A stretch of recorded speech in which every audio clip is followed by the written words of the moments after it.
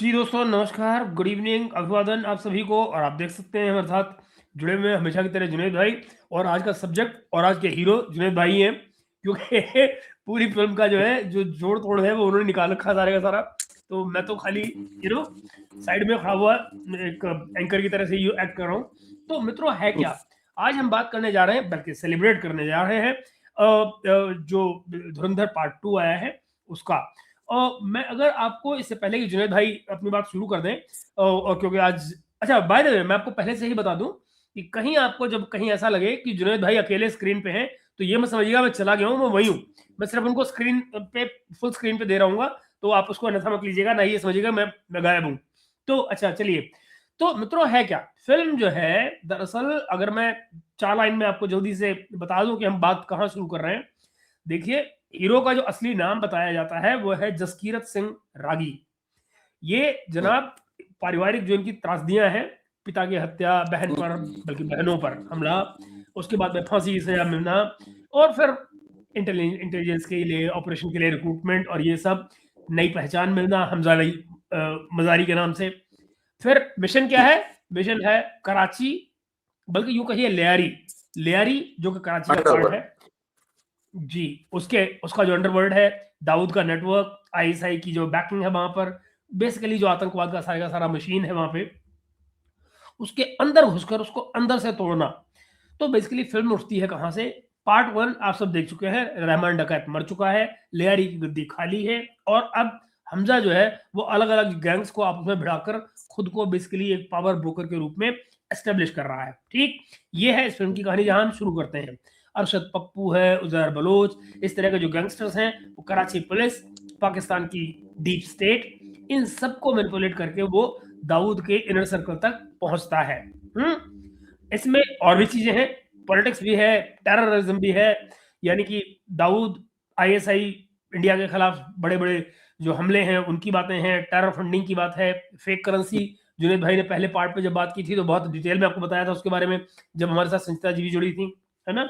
और फिर कराची बलोचिस्तान और जो कश्मीर का जो कॉरिडोर है, इसके जरिए जो नेटवर्क उनका बना है, उसको भी हमजा जो है वो कोवर्टली किस तरह से सबोटाज करता है। ये है वो फिल्म।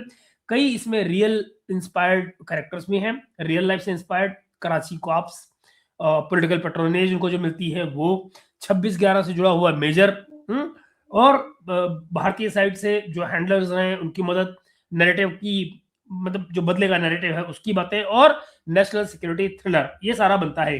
बेसिकली भावनात्मक रूप से देखा जाए तो जो हमजा का इंटरनल कॉन्फ्लिक्ट है, परिवार उसका पीछे छूट चुका है, कैसे वो देश के हित में सोच रहा है, या सिर्फ उसका जो अब जिसको जुनून कहता है, ऑब्सेशन जो है उसका जुनून कि भाई मुझे देश को किस तरह से सेफ बनाना है। तो वो जो कॉन्फ्लिक्ट है वो बड़ा थीम है। तो एक तरफ अंडर कवर जिंदगी है उसकी, और दूसरी तरफ उसका पुराना जसकीरत वाला जो कैरेक्टर है, फैमिली है, ट्रॉमा है, कराची में बनाई गई बनी जो उसकी पर्सनल लाइफ है, या वाइफ है उसकी येलिना, बेटा है उसका। मिशन के नाम पर उसे सिर्फ क्लोज दोस्त और मेंटर्स को भी मारना पड़ता है, जिनको वो नजदीकी मानता रहा है कराची में, उनको भी मारना पड़ता है। बट ये इस खेल का हिस्सा है, यूं कहिए। यही जो गिल्ट है, जो बदला है, जो देशभक्ति की टेंशन है, यही फिल्म का भावनात्मक कोर है दोस्तों। जो ब्रॉडली आपको जो एंड की तरफ ले जाती है फिल्म, वो है कि क्लाइमेक्स में दाऊद और आईएसआई का जो नेटवर्क है, उसके जो बड़े ऑपरेशन है उसको ब्लो अप किया जाता है, कुछ की लोगों को मारा जाता है, मेजर और बाकी के मास्टरमाइंड से सीधा टकराव होता है। पोस्ट मिशन, यानी मिशन खत्म होने के बाद में, वो फिर से जसकीरत बनने की कोशिश में भारत लौटता है, लेकिन पूरी तरह नॉर्मल लाइफ में वापस आ पाना एम्बिगुअस छोड़ दिया जाता है। उस पर ज्यादा बात नहीं की गई है, खुला ओपन एंडेड छोड़ दिया गया है, ताकि आगे और सीक्वल्स की शायद गुंजाइश रहे, कोई तीसरा भाग भी आए। तो मित्रों, ये है वो बात। अब मैं हम चलते हैं जुनैद भाई के पास में। जुनैद भाई इस बारे में ओपनिंग स्टेटमेंट देंगे और फिर हम बात को आगे बढ़ाएंगे। जुनैद भाई, फ्लोर इज योर्स। जी। पहले तो हम आदित्य धर और उसकी पूरी टीम को कैंग्रेचुलेट करेंगे इतनी बेहतरीन सिनेमा देने के लिए। और बॉलीवुड के सिनेमा का इतिहास में जब लिखा जाएगा तो उसका एक फेज होगा, प्री धुरंधर फेज, पोस्ट धुरंधर फेज। दो फिल्म क्या लगे बात। 75 साल के जो ये जो ब्रेन वॉशिंग जो करके रखी थी इन्होंने, जहां पंजाबी कैरेक्टर सिर्फ एक कॉमेडियन होता था, ठीक है ना, एक मस्खरा होता था, एक हर फिल्म में एक पंजाबी कैरेक्टर रख लेंगे, उसका काम होगा मस्खरा करने का, चाहे वो राजा हिंदुस्तानी में जॉनी लीवर को ले ले, ऐसे तमाम एग्जांपल्स भरे पड़े। ठीक है, अगर मैं नाम गिनाना शुरू करूंगा तो बहुत सारे नाम आ जाएंगे, सिर्फ सीरियस रोल तक, ठीक है ना। और जो आपने क्लाइमैक्स की बात की, द्वंद और बहुत बहुत सारी चीजें हैं, तो हम एक एक करके डिस्कस करेंगे। तो हम कहानी से ही शुरू करते हैं। पहले तो कितना रियलिज्म है और कितना फिक्शन है इसमें, वहीं से शुरू करेंगे। फिर सिनेमैटिक जो मार्वल उन्होंने क्रिएट किया है उस पर बात करेंगे। इसमें कोई दो राय नहीं है कि किसी भी फिल्म मेकर को क्रिएटिव लिबर्टी देनी पड़ती है अपने फिल्म को जस्टिफाई करने के लिए, अपनी एक्ट को जस्टिफाई करने के लिए, जो उन्होंने भर भर के किया। ठीक है, मैं आपको बता दूं कि कोई भी एस्पियोनाज एक्ट होता है, वहां पे जब आप अपने आदमी को ग्रूम करते हो या इन्फिल्ट्रेट कराते हो, तो ये काम बंदूकों के सहारे नहीं होता। ठीक है, आप कभी किसी सज्जन से आप मिलो जो इस तरह के एक्ट में इन्वॉल्व रहा है, चाहे वो आपके इंटरनल एजेंसीज का हिस्सा रहा हो या एक्सटर्नल एजेंसी का। मैं जी मैं हूँ, बिल्कुल है, बिल्कुल है। हाँ, तो इंटरनल या एक्सटर्नल एजेंसी का हिस्सा रहा हो, और अगर आप उनसे पूछोगे कि आप अपने पूरे टेन्योर में आपको कितनी दफा बंदूक की जरूरत पड़ी, तो 99% केसेस में लोग बोलेंगे कि मुझे कभी जिंदगी में बंदूक की जरूरत नहीं पड़ी, क्योंकि सारा काम दिमाग का होता है। ठीक है, लेकिन ये कहानी बड़ी डिफरेंट थी। ये जो कहानी थी, ये ग्रे मैन वाली कहानी है। जुनेद भाई, इससे पहले आप आगे बढ़ो, जुनेद भाई आप आगे बढ़ो, उससे पहले बताऊं, ये मैं सोच रहा था कि सर मुझे ही सुनाई दे रहा है, कुछ कंप्लेंट भी आ रही है कि आवाज थोड़ा फट रही है आपकी, पता नहीं क्यों। देवेंद्र जी बता रहे हैं। नहीं, मुझे तो आदित्य सर ने अपनी सिमेट्रिक में बिल्कुल नहीं, मुझे बनाया। भी आ रही थी, मुझे लगा कि दर्शक बताएंगे तो शायद ऐसा ना हो कि मुझे ही ऐसा सुनाई दे रहा हो। अभी आवाज ठीक आ रही है, आई होप, या फिर मैं नॉइज कैंसिलेशन बंद कर देता हूँ, अभी आना चाहिए। बेहतर है, बिल्कुल अब बेहतर है। हाँ ठीक है, वो नॉइज कैंसिलेशन गड़बड़ कर रहा था, मैंने उसको हटा दिया। तो जनरली जो भी एस्पियोनाज एक्ट्स होते हैं ना, उसमें जो आपका एजेंट होता है, एजेंट के भी कई तरह के कैटेगराइजेशन होते हैं, आपका जो एसेट होता है, ठीक है ना, तो वो हम उसके ऊपर भी बात करेंगे। तो जनरली जो एस्पियोनाज एक्ट होता है ना, कहीं पे भी जब इंटेलिजेंस कलेक्शन की जाती है और उसमें ह्यूमन का अगर काम आपको है, तो मोस्ट ऑफ द केसेस में आप समझो कि 95% केसेस में यही होता है कि जिस संस्था को आप टारगेट कर रहे हो, उसी संस्था में किसी सज्जन को आप ढूंढते हो, फिर उसको ग्रूम करते हो, फिर आपको धीरे धीरे उसको उस रूम तक पहुंचाते हो जहां से सोर्स ऑफ इंफॉर्मेशन का एक्सेस हो, उसको धीरे धीरे ग्रूम करते हो। अगर सपोज एक कोई संस्था है, उसमें डिसीजन मेकिंग जो लोग हैं वो गिन के 3-4 लोग हैं, आपने एक आउटर सेल में एक आदमी को कर लिया, आपने डिफेक्ट करा लिया, लेकिन उससे आपका काम नहीं बनेगा। डिसीजन मेकिंग वाले 3 लोग हैं, तो उनमें से कैसे कुछ साजिश करके ट्रस्ट खत्म करना एक का, ठीक है ना, ताकि वो एक दूसरे के लिए रास्ता बने, ऐसे करते कराते आप उसको उस रूम के अंदर तक पहुंचाओगे जहां पे वो 3 लोग पहले थे, उसमें से 1-2 लोग निकल चुके होंगे, और जो आदमी जो आउटर सेल में था धीरे धीरे धीरे उस हैराकी में पहुंचते पहुंचते वो अंदर पहुंचेगा। तो जनरली ऐसा ही होता है 95% केसेस में। और किसी भी एस्पियोनाज एक्ट में, चाहे वो इंटरनल हो एक्सटर्नल हो, होता ऐसा ही है कि आप उन्हीं ग्रुप्स के अंदर लोगों को तोड़ते हो, उनकी कमी ढूंढते हो, उनको हनी ट्रैप करते हो, पैसा देते हो, घर परिवार का कुछ मसला है, ठीक है, तो जनरली ऐसा ही होता है। लेकिन कुछ रेयर कंडीशंस होते हैं। बिल्कुल आप सही कह रहे हो, आपकी बात को देखो, मैं बिना काटे हुए सिर्फ वो कर रहा हूँ, जोड़ रहा हूँ उसमें कि वो देखिए मुझे वाला जो था उसमें कैसे डोभाल साहब अंदर गए थे, लालटेंगा के कमांडर्स को, क्योंकि देखिए होता क्या कि आपके पास टाइम नहीं होता अपने अपने बंदे को घुसाने को, ठीक है ना, आप अपने बंदे को घुसाओगे, उसमें बहुत सारे रिस्क होते हैं। फिर दूसरा एस्पेक्ट होता है जहां जो 5% केसेस होते हैं, उसमें आप अपने और या कई बार लेस देन 5% केसेस होते हैं जहां पे आप अपने बंदे को तैयार करते हो उस सिचुएशन के लिए, फिर धीरे धीरे उसको उस थिएटर में घुसाते हो, उस संस्था में घुसाते हो, इन्फिल्ट्रेट कराते हो।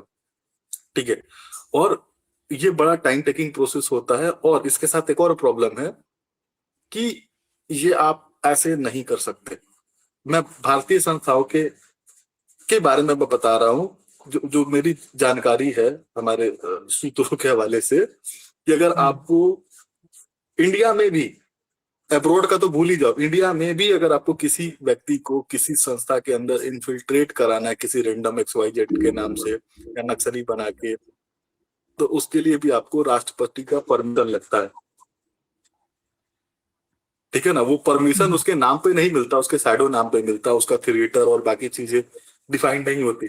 तो और एक्सटर्नल केसेस में तो 100% आपका जो IB का डायरेक्टर और रॉ का जो सेक्रेटरी आर है, ये दोनों प्रेसिडेंट के पास जाते हैं, उसका जो एक्सपेंडिचर होता है उसका अप्रूवल लेते हैं कि इतना एक्सपेंडिचर आएगा इस एक्सपेरिमेंट का या इस ऑपरेशन का। ठीक है, और जनरली जो एस्टिमेट होता है एक्सपेंडिचर का, ठीक है ना, वो ईयर ऑन ईयर कितना आएगा, उस तरह से थोड़ा मोटा माटी हम लोग देते हैं। और अगर एस्टिमेट है कि सपोज 20 लाख रुपए एक्सपेंडिचर आएंगे, तो जनरली ऐसा किया जाता है कि 20 लाख रुपए का अप्रूवल ना लेके उसी वक्त उसको 40 लाख का अप्रूवल ले लिया जाता है। कुछ बफर अप्रूवल लेके रखना पड़ता है इन केस ऑफ इमरजेंसी, लेकिन इन प्रिंसिपली कोशिश यही होता है कि less than 50% of the amount में आप उस पूरे ऑपरेशन को पूरा करें। तो जनरली ऐसा ही होता है। ठीक है, ये काम कौन कर सकता है? जो डीप एसेट्स जो होते हैं, जो आपके अपने बंदे, चाहे वो नेवी से हो, आर्मी से हो, या फिर ग्रे मैन हो। ग्रे मैन बड़ा डिफरेंट कैरेक्टर है। ठीक है ना, एक तो वो लोग हैं जो आपके संस्थाओं में काम करते हैं, या नेवी में हो या आर्मी में हो, ठीक है, या सिविल सर्वेंट हो जिनको आप डिप्लोमेट बना के भेजते हैं, ये वो लोग होते हैं। दूसरे वो लोग होते हैं जो जिनका कुछ क्रिमिनल इतिहास रहा हो, जिनको हम ग्रे मैन बोलते हैं। ठीक है, तो उनको आप उठाते हो, छोटा राजन टाइप, या फिर वो जो और भी बहुत सारे लोग हैं, मैं नाम क्या लूं, ठीक है ना।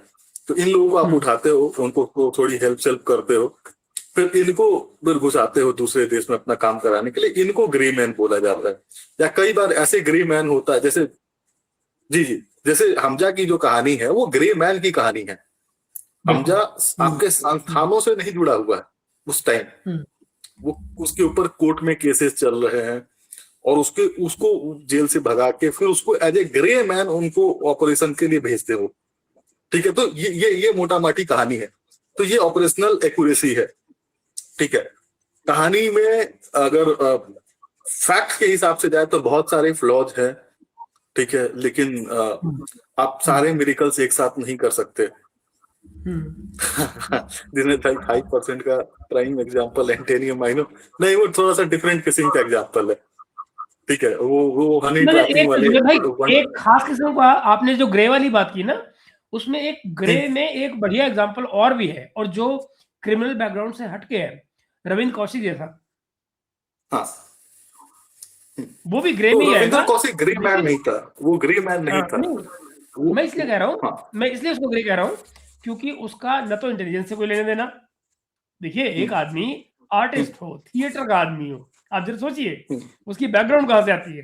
तो थिएटर कर रहा हो और आप उसको वहां से पकड़ा रहे हैं, वो रियल लाइफ में वो एक्टिंग कर रहा है। और क्या एक्टिंग कर रहा है कि उनकी आर्मी तक में घुस गया है, ऑफिसर बन गया उनकी आर्मी में। ग्रे मैन को क्यों हायर किया जाता है? ग्रे मैन को इसलिए हायर किया जाता है क्योंकि जो ग्रे मैन जो लोग होते हैं, इनको ऑलरेडी बंदूक चलाने आता है। इनके पास जिगरे की कोई कमी नहीं होती कि किसी को मारना है, किसी का गला रेतना है। ठीक है, ऑलरेडी बहुत सारे इलीगल बिजनेसेस इन्होंने किए होते हैं, स्मगलिंग से लेकर हर तरह की चीजें में ये इन्वॉल्व रहते हैं। ठीक है, तो अगर कीचड़ से आपने कहीं आग बुझा ली तो देश का क्या जाता है? ठीक है ना, है तो कीचड़ ही ना। ठीक है ना, और इससे बेहतर क्या हो सकता है कि देश के बाहर 2 क्रिमिनल लड़के मर जाए? उससे बेहतर क्या हो सकता है? उनके लिए क्या दिखाया है ना, जो क्रिमिनल लड़के हैं उनके लिए भी इससे बढ़िया क्या हो सकता है कि वो देश के काम आए जाने से पहले। जो कि हाँ, जो आलम सोडा वाला जो व्यक्ति है, जिसको दिखाया है सीरीज में कि लास्ट में वो अपने आप को सेक्रीफाइस करता है, और सेक्रीफाइस करने से पहले जुनेद भाई आवाज गई, हम वेट कर लेते हैं जुनेद भाई का। दोस्तों आवाज गई जुनेद भाई की। एक तो मोदी जी ने परेशान कर रखा है, जो मोदी जी की जो ना जुनेद की आवाज ही दबाते रहते हैं। आवाज आ रही तो है। आ गई आ गई आ गई। हाँ, चंदन रॉय जी, मैं आपको असली कहानी सुनाता हूँ ग्रे मैन की। मैं एक ग्रे मैन को जानता हूँ, असली ग्रे मैन को। ठीक है, तो हमारे एक दोस्त है, उनके ससुर जी बीएसएफ में थे, इंडिया राजस्थान बॉर्डर पे। ठीक है, और मैं अभी खुल के बोल सकता हूँ, कोई दिक्कत नहीं। तो उनके जो सीओ साहब थे, वो स्मगलिंग कराते थे। ठीक है ना, काटल स्मगलिंग करते थे। ठीक है, तो एक दफा वो ये नए नए जब उधर गए तो उनको आइडिया नहीं था कि ये हमारे सीईओ साहब तो है, बड़ी ऊंची चीज है। तो ये साहब करा रहे थे, और वो थे नहीं उस जगह पे, लेकिन ये उस जगह पे पूछते थे जहां से वो कैटल क्रॉसिंग होना था। इन्होंने रोक दिया और कुछ हवाई फायरिंग कर दी। तब तक सीईओ साहब आ गए वहां पे और लगे गाली गलौज करने। तो इन्होंने सीईओ साहब पे उठा के ठोक दिया। ठीक है, फाइनली क्या होता है कि ये जेल चले जाते हैं और 7-2 साल जेल में रहते हैं। उसके बाद से क्या होता है, एक दिन जेल से फरार, बिल्कुल वैसे ही जैसे जसकीरत सिंह रांगी का हुआ। ठीक है, जेल से फरार। उसके बाद से इन्होंने वही काम किया, ग्रे मैन वाला। अफ्रीका और बहुत सारे जो बांग्लादेश, नेपाल, इन क्रिएटर्स में उन्होंने बहुत काम किया। ठीक है, और 8-9 साल वो ऑपरेशनल वो व्यक्ति रहा है। ठीक है, 8-9 साल बहुत बड़ी बात होती है। और एकदम रैंडमली किस दिन रात को आएगा, मिठाई के डब्बे लेके आएगा, बहुत सारे खिलौने लेके आएगा, बहुत सारे पैसे लेके आएगा, सबको देगा, और 2 दिन 3 दिन रहेगा। और रात को किसी दिन सोए होंगे और अगले दिन सुबह उठे तो आदमी दिखेगा ही नहीं, गायब। नहीं, कहाँ गया? हाँ, ठीक है ना। और कई बार क्या हो कि वो आदमी नहीं आएगा, लेकिन पैसे। आपकी आवाज फिर गई जुनेद भाई। जुनेद भाई आवाज गई आपकी। ये जुनेद भाई आवाज का बड़ा चक्कर रहता है। आ गई नहीं? जुनेद भाई बोलो कुछ। जुनेद भाई, हेलो, आवाज आ रही है? हाँ जुनेद भाई आवाज आ रही है। तो हाँ, अब आई। हाँ, तो कई बार क्या होता है कि छत पे, बालकनी में कहीं पे पैसे का बंडल फेंक के और एक कॉल आ जाता है रेंडम नंबर से, और कॉल बैक करने पे उस नंबर पे कभी कॉल जाता नहीं है। फोन में। ठीक है, कि पैसे आए। और ये 4 साल हो गए, 4 साल से वो सज्जन आए नहीं है अपने घर पे। तो उनके घर वालों का मानना है कि वो अब उनकी डेथ हो चुकी है। ठीक है, उनकी डेड बॉडी हाँ नहीं मिल सकती, क्योंकि हो सकता है कि किसी डिस्प्यूटेड एरिया में कहीं उनकी डेथ हुई। तो ऐसे गुमनाम लोग, गुमनाम जिंदगी, गुमनाम मौत बहुत दफा मर जाते हैं। ठीक है, तो ये वो एक पेनफुल कहानी है जो आलम के साथ हुआ। तो ऐसे सैकड़ों कहानियां हैं दुनिया भर में, भारत के लोगों की, अज्ञात वीरों की कहानियां। ठीक है, तो ये मतलब ये क्रेडिट जाता है आदित्य धर को कि इन्होंने वो बहुत सारे इवेंट्स को दिखाया है, और समझने वाले को इशारा काफी है। अभी नहीं बिल्कुल ठीक बात है। और आपने जो आर्टिस्टिक फ्रीडम की बात कही वो भी बड़ी जेन्युइन बात है। देखिए दोस्तों, एक बात और समझिए कि अगर आप एग्जैक्टली जो चीजें जैसे होती हैं वो दिखाएं, तो क्या आप अपने अंदर अपने काम करने के तरीके को नहीं बता रहे होंगे फिल्म में? वो कौन बताना चाहेगा कि मैं अपने काम कैसे करता हूँ? तो इसलिए ये जो आर्टिस्टिक फ्रीडम है या आर्टिफिशियली स्टोरी लाइन को बुनना है, किसी हीरो को सुपर हीरो दिखाना है, रियल लाइफ से ज्यादा बड़ा दिखाना है, तो उससे दो फायदे होते हैं। एक कि जो देखने वाला है उसकी इमेजिनेशन जरा वाइल्ड हो जाती है, दिल खुश हो जाता है। और सच्चाई से जब हमारे एक बहुत बड़े लेखक थे, खैर मैं उसको अब उस तरफ नहीं जाना चाह रहा हूँ कि हम फिल्म की बात कर रहे हैं, लेकिन किसी लेखक ने मुझे एक बात कही थी, बहुत बड़े नोबेल पुरस्कार विजेता लेखक ने, कि जो अतिशयोक्ति होती है, एग्जिजरेशन होता है, वो भी कला का एक रूप होता है और उसको इस्तेमाल किया जाना चाहिए कला के विस्तार के लिए। तो वो जो जुनैद भाई बता रहे हैं, ये दरअसल एग्जिजरेशन का इस्तेमाल किया जा रहा है कला को निखारने के लिए, मगर इसका मतलब ये नहीं है कि ऐसा कुछ हुआ नहीं है, सिर्फ उसके होने का जो तरीका है वो डिफरेंट है। जुनेद भाई आप बताएं। देखिए, धुरंधर फिल्म में देखें इन्होंने क्या किया, कई चीजों को ऐसा उल्टा किया है कि वो आपके दिमाग पे हमेशा के लिए एक लॉन्ग लास्टिंग इम्प्रेशन छोड़ेगी। गाने कोई भी आप ले लो, वो सीन से मैच नहीं होते, ठीक है ना।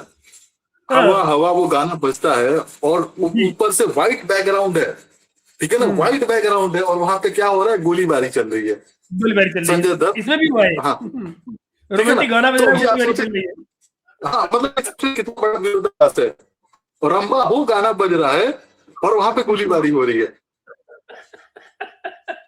ठीक है। तो ये उन्होंने उल्टा किया, ठीक है। उसके अलावा जो रामान डकैत, जो जिसकी 3 बीवियां थी, 20-22 बच्चे थे, ठीक है ना, उसको एक बीवी वाला दिखा दिया, ऊपर से दिखा दिया वो अपने वाइफ से मार खा रहा है, हाँ थप्पड़ मार कर, हाँ बिल्कुल। ठीक है। तो ये रिवर्स उन्होंने किया। तो ऐसे हजारों एग्जांपल भरे पड़े। अच्छा, एक एक सीन को 2-2 बार दिखाया है, हर सीन को 2-2 बार दिखाया है, ठीक है ना। और पहले सीन में दूसरे सीन में आप देखो क्या मैजिक अंतर होता है। एक सीन दिखाया कि रहमान डकैत के बेटे को बचाता है, ठीक है, दूसरे सीन में दिखाता है कि रहमान डकैत को बचाता है, और दोनों सीन में विरोधाभास देख लो, ठीक है। एक सीन में दिखाता है कि वो ट्रेन से जा रहा है अतीक अंसारी के घर हथियार लेने, और रास्ते में एक माँ बेटे को देखता है प्रेम, तो उसको इमोशन झलक पड़ते हैं। दूसरा सीन लास्ट में दिखाता है जब वो अपने घर पे जाता है वापस, और उसको भी ट्रेन से जाता है और उनको देख के उसका प्रेम झलक पड़ता है, ठीक है ना। ऐसे बहुत सारे एग्जाम्पल्स भरे पड़े हैं, ठीक है।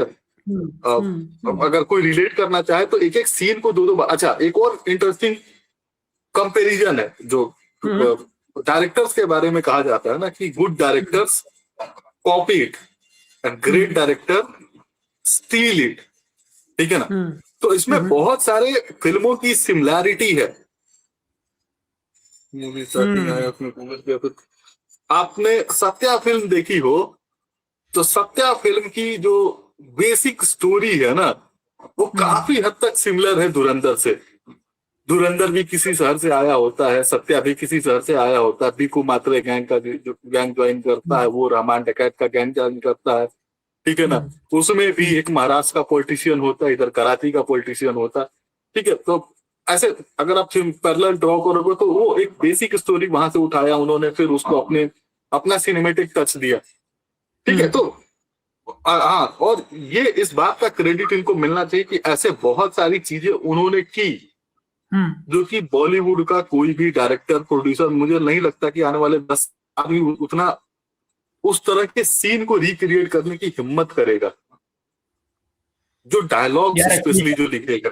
बिल्कुल, ठीक है। इसमें कई सीन मुझे ऐसे लगे जो मुझे यकीन ही नहीं होता कि मतलब मैंने कभी फिल्म में देखने होते, कभी कभी मैं देख पाता। आई डोंट थिंक हॉलीवुड सॉलीवुड में अलग बात हो, वो जो फुटबॉल वाला जो सीन है, आई मीन, या फुटबॉल से ठीक पहले का जो सीन है गला काटने का, ये मैं ईमानदारी बता रहा हूं, मैंने आपको 2-3 फोटोज भेजे हैं, अगर आप वो दिखा सके तो फिर मैं उनको दिखा दूं। जी, मैं यही सोचता हूं उनको दिखा दूं, और स्क्रीनशॉट। फिर मैं कुछ चीजें और ऐड ऑन कर पाऊंगा कि वो अननोन गनमैन वाला जो एक स्पेशल चैप्टर था, उसमें असली कहानी में और जो फिल्म में दिखा में कितना अंतर है, और वो अंतर क्यों है, वो फिर हम समझने की कोशिश करेंगे। अच्छा, मुझे जरा एक बार जुनेद भाई ये देखना पड़ेगा कि मैं इसको स्क्रीन शेयरिंग की तरह से ही दिखा सकता हूँ या नहीं। आप स्क्रीन शेयरिंग करके दिखा दो। हाँ, मैं उसको जरा बड़ा करके दिखाता हूँ कि स्क्रीन शेयर करता हूँ आपसे। कहाँ गया स्क्रीन शेयर? हाँ, ये रहा, लीजिए मैं जरा चेक करता हूँ स्क्रीन कहाँ गई, screen share, window, I think, हाँ आई हैव इट, ये रही। मुझे लगता है ये रही दोस्तों तस्वीरें। जहूर मिस्त्री वाली फोटो आप दिखा दो। जहूर मिस्त्री, ये वो दाढ़ी वाला, हाँ दाढ़ी वाला, ऊपर वाला, हाँ एक मिनट मैं दिखाता हूँ। फर्स्ट 3 फोटो है ना, जो सबसे ऊपर वाला फोटो है वो, हाँ वही है, सबसे ऊपर ये रहा। मैं एक काम कर रहा हूँ, मैं इसको बड़ा कर रहा हूँ, ये देखिए। ठीक है, ये फोटो आप ध्यान से देखो, ये फोटो इमिग्रेशन काउंटर की है। ठीक है, ये हाँ। इमिग्रेशन कौन सा जगह है? ये मक्का। ठीक है, कैसे पता है मुझे? मुझे ऐसे भी पता है, और आप भी ऐसे भी पता कर सकते हैं। कोई बहुत बड़ा मैजिक साइंस नहीं है इसको पता करने की। ये आसपास जो औरतें दिख रही है ना, ये हज के लिए जा रही हैं, हज या उम्रा के लिए। ठीक है, ये जो सज्जन जो ये कपड़ा पहना हुआ है, ये जब आप हज या उम्रा के लिए जाते हैं ना, तो बिना सिला हुआ कपड़ा, हाँ, बिना सिला हुआ कपड़ा पहनते हैं। दूसरी चीज, आपको सर के बाल छिलवाने पड़ते हैं, तो इन्होंने भी अपना बाल छिलवाया है, ऊपर टोपी पहनी है। ठीक है ना, उम्रा के लिए भी और हज के लिए भी। ठीक है ना, मर्दों के लिए। ठीक है ना, तो ये जो सज्जन है, जो जिसका हाथ था, बहुत बड़ा हाथ था कांधार हाईजैकिंग में, इसकी इंफॉर्मेशन ही हमको सऊदी इंटेलिजेंस ने दी थी कि ऐसा कोई सज्जन है। ठीक है ना, तो ठीक है, हाँ, तो मैं आपको बताना चाहता हूँ, और वो एविडेंटली एस्टैब्लिश भी कर रहा हूँ कि ऐसा होता है। फिर क्या होता है कि ये आदमी को वैलिडेट करने के लिए कि सच में ये वही व्यक्ति है या दूसरा व्यक्ति है, तो हमने आइडेंटिफाई तो कर लिया था कि ये कोई सज्जन है। ठीक है ना, जफरुल्ला जमाई नाम से रहता है, इसका क्रिस्टियन फर्नीचर के नाम से दुकान है। सज्जन नहीं, दुर्जन ही है, सॉरी माफ करे। ये जो दुर्जन है, उस वक्त सज्जन ही समझ रहे थे, क्योंकि देखिए, गलत आदमी को मार देना जो है वो एक अच्छा नैतिक काम नहीं है। ठीक है ना, बड़ा अनैतिक काम हो जाता है। ठीक है, तो आइडेंटिफाई करने के लिए हम लोगों ने, हमारी जो एजेंसी है, उन्होंने क्या किया कि जो एक मौलाना साहब थे जो एलईडी से जुड़े हुए थे कराची में, ठीक है ना, उनका रैंडमली एक एक्सीडेंट में डेथ हो जाता है। ठीक है, और उनके जनाजे में चेक किया जाता है कि कौन कौन सज्जन आते हैं। इंटरेस्टिंगली, ये सज्जन उस जनाजे में जाते हैं, जफरुल्ला जमाई, वो क्रिसेंट फर्नीचर के मालिक। ये वैलिडेट हो जाता है कि ये वही सज्जन है। डायरेक्टली चीजों में इन्वॉल्व नहीं हो रहा है, लेकिन इनडायरेक्टली चीजों में ये आ रहा है। फिर इनकी कुंडली ढंग से खंगाली गई, और फिर फाइनली इनको हनी ट्रैप करके मारा गया। ये ऐसे नहीं मरे हैं।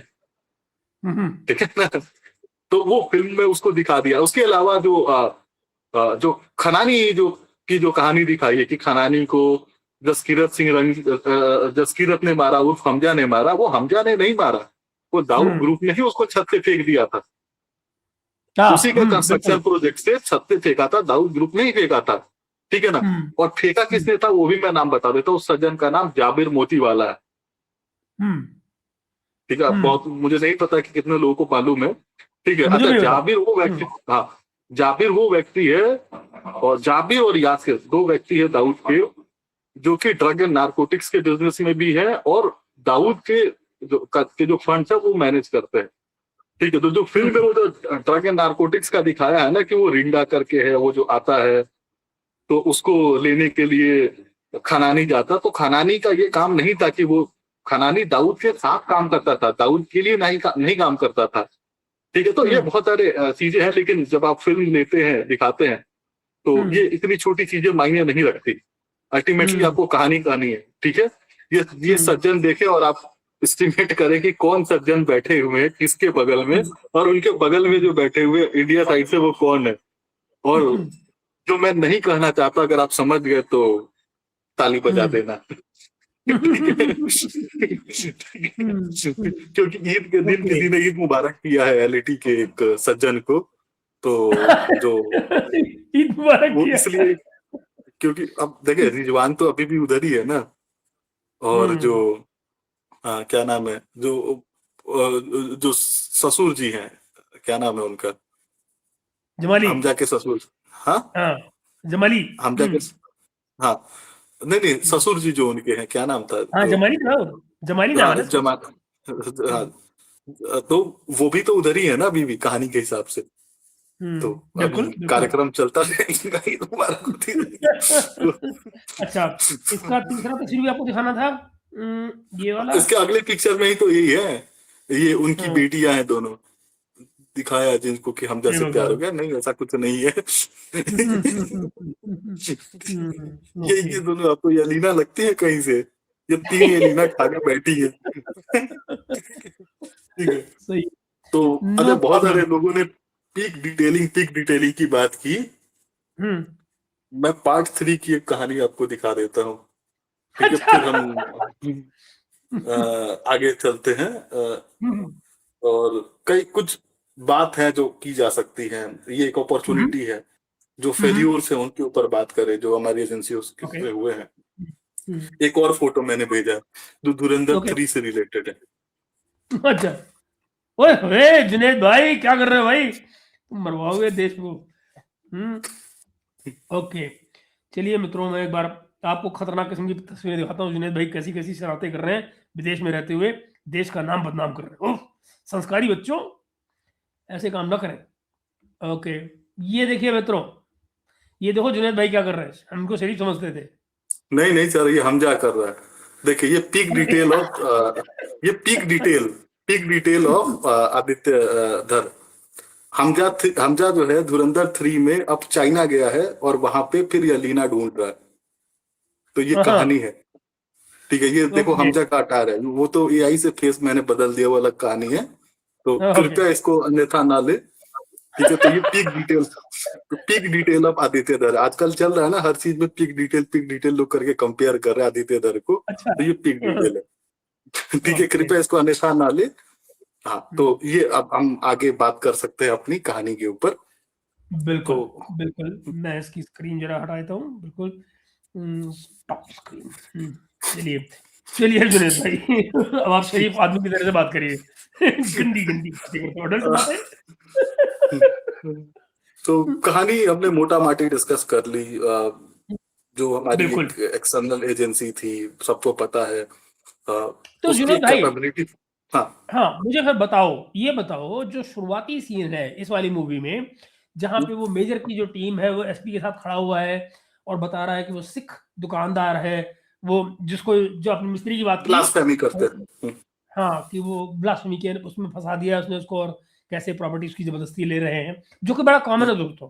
ये बड़ा, मैं आपको ईमानदारी से बताऊं, ब्लास्फेमी का जो कानून है पाकिस्तान में, उसको बहुत कॉमनली यूज किया जाता है जमीन हड़पने के लिए।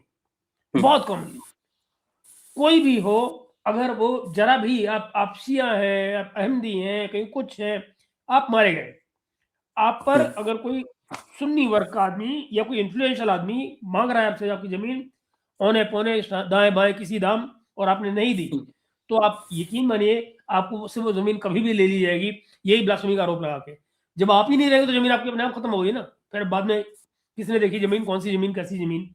तो मित्रों, प्रॉपर्टी को लेकर, जमीनों को लेकर, ये बड़ा कॉमन है जो वहाँ होता है। बट जुनेद भाई, आप इस पे कुछ अगर रोशनी इस तरह से डालें कि कैसे कहते हैं उसको, कि मतलब इस पे आप बताएं कि ये माफियास्टो जो है पाकिस्तान की जो तस्वीर है वो है, ये आपको कितनी सही लगती है आपके मुताबिक? नहीं नहीं, फिर ये बिल्कुल बिल्कुल दिखाएं। एक्यूरेट है। ये जो पर्टिकुलर सीन है ना, ये जी। सीन को लास्ट मोमेंट पे उन्होंने ऐड ऑन किया है। हम्म, हाँ, ये जो रिलीज होने से कुछ एक महीने पहले 2-3 सीन्स उन्होंने शूट किए थे बॉम्बे में ही, सेट बना हम्म, के। तो ये हम्म, लास्ट मोमेंट पे इन्होंने ऐड किया है। ठीक है, तो ये लास्ट मोमेंट इम्प्रोवाइजेशन है, लेकिन ये एक अच्छा इम्प्रोवाइजेशन है। जो चीज जैसी है वैसे दिखाया है इन्होंने, अपीज नहीं किया है। ये एक अच्छी, मतलब अप्रिसिएट किया जाना चाहिए इस चीज को। और इन्होंने बिल्कुल नंगा कर दिया। आप देखो धुरंधर का इम्पैक्ट ये है कि फिनलैंड के जो राष्ट्रपति हैं वो इसके बारे में तारीफ कर रहे हैं कि हमने वाह। धुरंधर देखा। हम्म, ठीक है ना? हम्म, तो हम्म, जो 75 साल से जो उर्दू वुड का बना बनाया भौकाल था, वो सब निकाल दिया इन्होंने कूड़ा करकट, 7 घंटे की फिल्म बना के। ठीक है, और इसके इम्पैक्ट कई सदियों तक होंगे। ठीक है, बड़ा अजीब है कि मतलब हमारे यहाँ लोग इसको क्यों प्रोपेगेंडा बोल रहे हैं। ठीक है, काहे का प्रोपेगेंडा? क्या 26/11 नहीं मैं हुआ इसको क्या? दोबारा नहीं, भाई मुझे क्या लगता है, वो जो आप देख रहे हैं ना अपने आप ही, ये भी एक पेड क्लास है। ऑनेस्टली बताऊं, मुझे ये बिल्कुल पेड क्लास लगती है। मुझे लगता है इनको यही करने के पैसे मिलते हैं, या कि इनको मीडिया में आने का शौक है कि हम ऐसा कुछ बोलेंगे तो हमको मीडिया में जगह मिलेगी। Beyond that I don't think इसकी कोई इंपॉर्टेंस है। मैं आपको मित्रों, जो जुनेद भाई बता रहे हैं, ये जो लैंड ग्रैबिंग वाला जो किस्सा है, इसका मैं आपको एक और एग्जांपल दे दूं। जो फैज हमीद इस समय जेल में है, जब वो आईएसआई के चीफ थे, तो दोस्तों हाँ, उस समय भी ये इसी केस में इस समय अंदर है। इनके ऊपर जो केस चल रहा है वो दरअसल यही लैंड ग्रैबिंग का है, कि एक औरत की जमीन थी उसके हस्बैंड की बनाई हुई प्रॉपर्टी की, जो प्रॉपर्टी का सिख, जो डिस्प्यूट। जी सर। वो सिख थी ना वो फैमिली। क्या थी? वो फैमिली सिख थी ना? नहीं नहीं, कोई सिख नहीं थी, मुसलमान फैमिली है, लंदन में रहती है, और ओके। जो औरत है वो लंदन में रहती है, और इसने यहाँ पे बाकायदा आके इनके ऊपर केस करने की कोशिश की, सब कुछ करने की कोशिश। जब उसने केस किया, मतलब बेसिकली क्या था कि उसने पावर ऑफ अटॉर्नी दे रखी थी किसी को, और पावर ऑफ अटॉर्नी के बेसिस पे उसने ये कह रखा था कि तुम मेरी प्रॉपर्टी को मैनेज करो, मैं बाहर रहती हूँ। मगर उसके बाद में वो जो बंदा था, वो ज़ाहिर है इन लोगों से मिल मिला गया होगा, जो भी उसने किया होगा, कागजों में हेर-फेर की, पाकिस्तान है, और वो मालिक बन बैठा उसका। तो उसने आके प्रॉपर्टी के पेपर्स दिखाए इनको और कहा कि भाई मेरी हेल्प की जाए। तो उसमें फिर फैज़ हमीद ने इससे कहा था कि भाई तेरे हाथ से तो निकल गई है, मैं उससे जैसे भी है मैनेज कर लूँगा, तू मुझे इतने पैसे में इसको बेच दे। ऑफ़िशियली तू मुझे भेज दे, उससे क्या करना है मैं आप कर लूँगा। तो वो औने-पौने दामों में उस प्रॉपर्टी को खरीदना चाहा, मतलब वो बेचने में तैयार हो गई थी। She was ready to sell it off, but फिर उसने ये देखा कि भाई ये तो मेरे से औने-पौने दाम में खरीद रहा है। तो फिर उसने इनकार कर दिया। जब उसने इनकार किया है, तो फिर वो ज़ाहिर है कि कब्ज़े-वब्ज़े की तैयारी शुरू हो गई वहाँ पे, और उस केस को आगे नहीं बढ़ाया गया। तो वही केस है जो अल्टीमेटली इस समय फैज़ हमीद को जेल में लेकर बैठा हुआ है। इसको आप समझिए। इनफैक्ट हमारे जो दोस्त हैं अयाज़ सैयद, ये कहानी को ब्रेक करने में उनका भी हाथ था। तो ये किस्सा है। चलिए जुनैद भाई, तो मतलब मैं बताने की कोशिश कर रहा हूँ दोस्तों कि सिर्फ़ ये कराची या लेहरी तक सीमित नहीं है। जो एलीट क्लास है पाकिस्तान का, वो इसमें लगातार इस तरह काम करता रहता है। जी जुनैद भाई। तो बहुत सारे ईस्टर एग है, वो दाऊद वाला हो गया, एक एक एस्पेक्ट के अगर ऊपर बात की जाए तो कई घंटों की बात हो सकती है। तो मैं रिक्वेस्ट भी करूंगा कि हुँ। आप कुछ कुछ सवाल पूछे, हैशटैग आस्क लिख के पूछे, ताकि हमारे लिए आसानी हो जाए। ठीक है, तब हाँ, तब हम ज्यादा अच्छे से अच्छा, अगर कंसंट्रेट कर अगर पाए। आपको वो लग रहा है कि भई सब्जेक्ट की भी ज़रूरत है, तो लीजिए। पहले मैं आप बताइए जुनैद भाई, जो पहला सीन है, हम्म, पहले घंटे में हम्म, लियारी को जिस तरह से दिखाया गया है, हर तरफ गोली, बंदूक, बम, ड्रग्स, हम्म, वो हम्म, चिट्टा ले लिया, ये हो गया, गैंग्स चल रहे हैं। क्या आपको लगता है कि दरअसल ये इतना बैलेंस पोर्ट्रेल था, या आपको लगता है कहीं ये कैरिकेचर किया गया है, ज़्यादा हो गया है? मतलब आप बताएँ। उल्टा मैं बोलूंगा कि ये कम ही दिखाया है, क्योंकि लियारी के जो गैंगस्टर है ना, जो हुँ, वो अनलाइक इंडिया में जितने भी आपने इंसर्जेंसी देखी है, गैंग वॉर देखी है ना, हुँ, उससे 100 टाइम्स ज्यादा इंटेंस था वो। जो हुँ, हुँ, लियारी में वॉर होता था, ये तो सीधे रॉकेट लॉन्चर चलाते थे, और इनके पास हुँ, रॉकेट लॉन्चर्स की कोई कमी नहीं होती थी, पुलिस पे, आर्मी पे। हुँ, तो ऐसा हुँ, तो हमने हुँ, देखा नहीं है ना। और बार बार, एक बार नहीं कई बार लियारी में ऑपरेशन हुए, 92 में हुए, 98 में हुए, 2001 में हुए, 2005 में हुए, 2007 में हुए, फिर 9/11 में हुए। ठीक है ना? तो एक लंबा इतिहास रहा है। और उसके कंपैरिजन में बॉम्बे में हुँ, ऐसा ऑर्गेनाइज कोऑर्डिनेटेड टाइप का कि एक पूरे इलाके में जमे हुए हैं, पूरा इलाका बैरिकेड करके बैठे हुए हैं, इलाका नो हुँ, गो हो चुका, ऐसा तो नहीं था ना। बॉम्बे में भी अंडरवर्ल्ड था। तो ठीक है। तो हुँ, उन्होंने जो पोर्ट्रेयल दिखाया है वो भी बहुत लेस है, वो बैलेंस है वो, क्योंकि हर सीन जो आप दिखाते हो ना, स्किल जो हुँ, दिखाते हो, हुँ, उसके साथ एक पैसा इम्बेड होता है। तो क्रिएटिव बिल्कुल। लिबर्टी हुँ, की भी एक लिमिट है। हुँ, ठीक और बात है। लिमिट पैसा है। ठीक है ना? और हुँ, कभी भी कोई भी अच्छा सिनेमा बनता है ना, वो एक रिस्क हुँ, होता है, क्योंकि गारंटी नहीं है कि उसको ऑडियंस मिलेगी या नहीं मिलेगी। आप सोचिए कितना बड़ा रिस्क था कि जो इसका जो उसको जो को प्रोडक्शन जो कंपनी है वो जियो है इंटरटेनमेंट। हुँ, ठीक है ना? B62 जो प्रोडक्शन हाउस है, एंड जियो इंटरटेनमेंट। हुँ, हुँ, लेकिन जियो ने अपने OTT पे इसको अलाउ नहीं किया। हुँ, हुँ, हुँ, ठीक है ना? हुँ, क्योंकि उनको हुँ, उनको जियो की टीम को डाउट था कि ये पता नहीं, ये फिल्म सिनेमा में कुछ कमा पाएगी या नहीं। हुँ, हुँ, हुँ, ठीक है ना? सिनेमा में हुँ, कुछ कमा पाएगी या नहीं, तो इसलिए उन्होंने अच्छा जो प्राइस जो था, स्ट्रीमिंग का जो अमाउंट था, वो प्रॉपरली उन्होंने बिड नहीं किया, जिसके हुँ, चक्कर में ये नेटफ्लिक्स पे गए। फिर नेटफ्लिक्स ओके। वालों ने भी जब इनके साथ डील की, तो दो हुँ, फिल्म की एक साथ डील करना ली। तो जो हुँ, इनको स्ट्रीमिंग के जो पैसे मिले हैं, वो हुँ, प्री रिलीज के कंडीशंस के बेसिस पे मिले हैं, जिसमें आदित्य धर को लॉस ही हुआ है, कोई ज्यादा प्रॉफिट नहीं हुआ उसमें। ठीक है। हुँ, क्योंकि वो फिल्म तो एक तबाही हो गई ना आने के बाद से। हुँ, तो उसके बाद से फिर जियो एंटरटेनमेंट फिर आदित्य धर के पीछे पड़ गया था कि भाई पार्ट 2 हमारे यहाँ रिलीज करो, हमारे यहाँ रिलीज करो। नेटफ्लिक्स पे मत रिलीज करो, तो तुमने पहले ले लेना था ना अच्छा बिड करके। तो ये सिनेमा के साथ एक रिस्क होता है कि कोई भी अच्छा फिल्म हो, चाहे वो ओमकारा हो या ये जो पुरानी बहुत सारी फिल्म है, मैं आपको एग्जांपल देता हूँ, या इवन शोले हो या मुगले आजम हो, ठीक है ना, वो सारी उस टाइम की उस टाइम की एक लीग से हटके फिल्में थी और एक रिस्क था। और एक सिनेमेटोग्राफर एक जो रिस्क लेता है तो उसके उस रिस्क के करेज को सलाम करना चाहिए। मुगले आजम के साथ जो आजम थे ना, क्या नाम था उनका, जो क्या मैं नाम बोल रहा हूँ उनका, जो उसके जो डायरेक्टर थे, मैं नाम बोल रहा हूँ मुगले आजम के, आजम शायद नाम था ना, तो वो फिल्म नहीं था, के आसिफ थे, के आसिफ, हाँ। तो जब वो सीन बनाते थे और उनका जो उनके साथ जो टीम थी वो कंफ्यूज थी कि ये पक्का चलेगी या नहीं, क्योंकि 10 साल हो गए थे उस फिल्म को बनाने में। उस जमाने में उन्होंने जो जूता जो दिलीप कुमार को दिया था वो 400 रुपए का था, ताकि एक्टर को भी लगे कि वो सच में मुगले आजम है। वो माइंडसेट के लिए जरूरी था। तो वो के आसिफ हमेशा सिगरेट पीते थे, बोलते पब्लिक बैठेगी, तो वो कॉन्फिडेंस था उनको अपने क्राफ्ट पे, बिल्कुल वही कॉन्फिडेंस था इनको, आदित्य धर को अपने क्राफ्ट पे।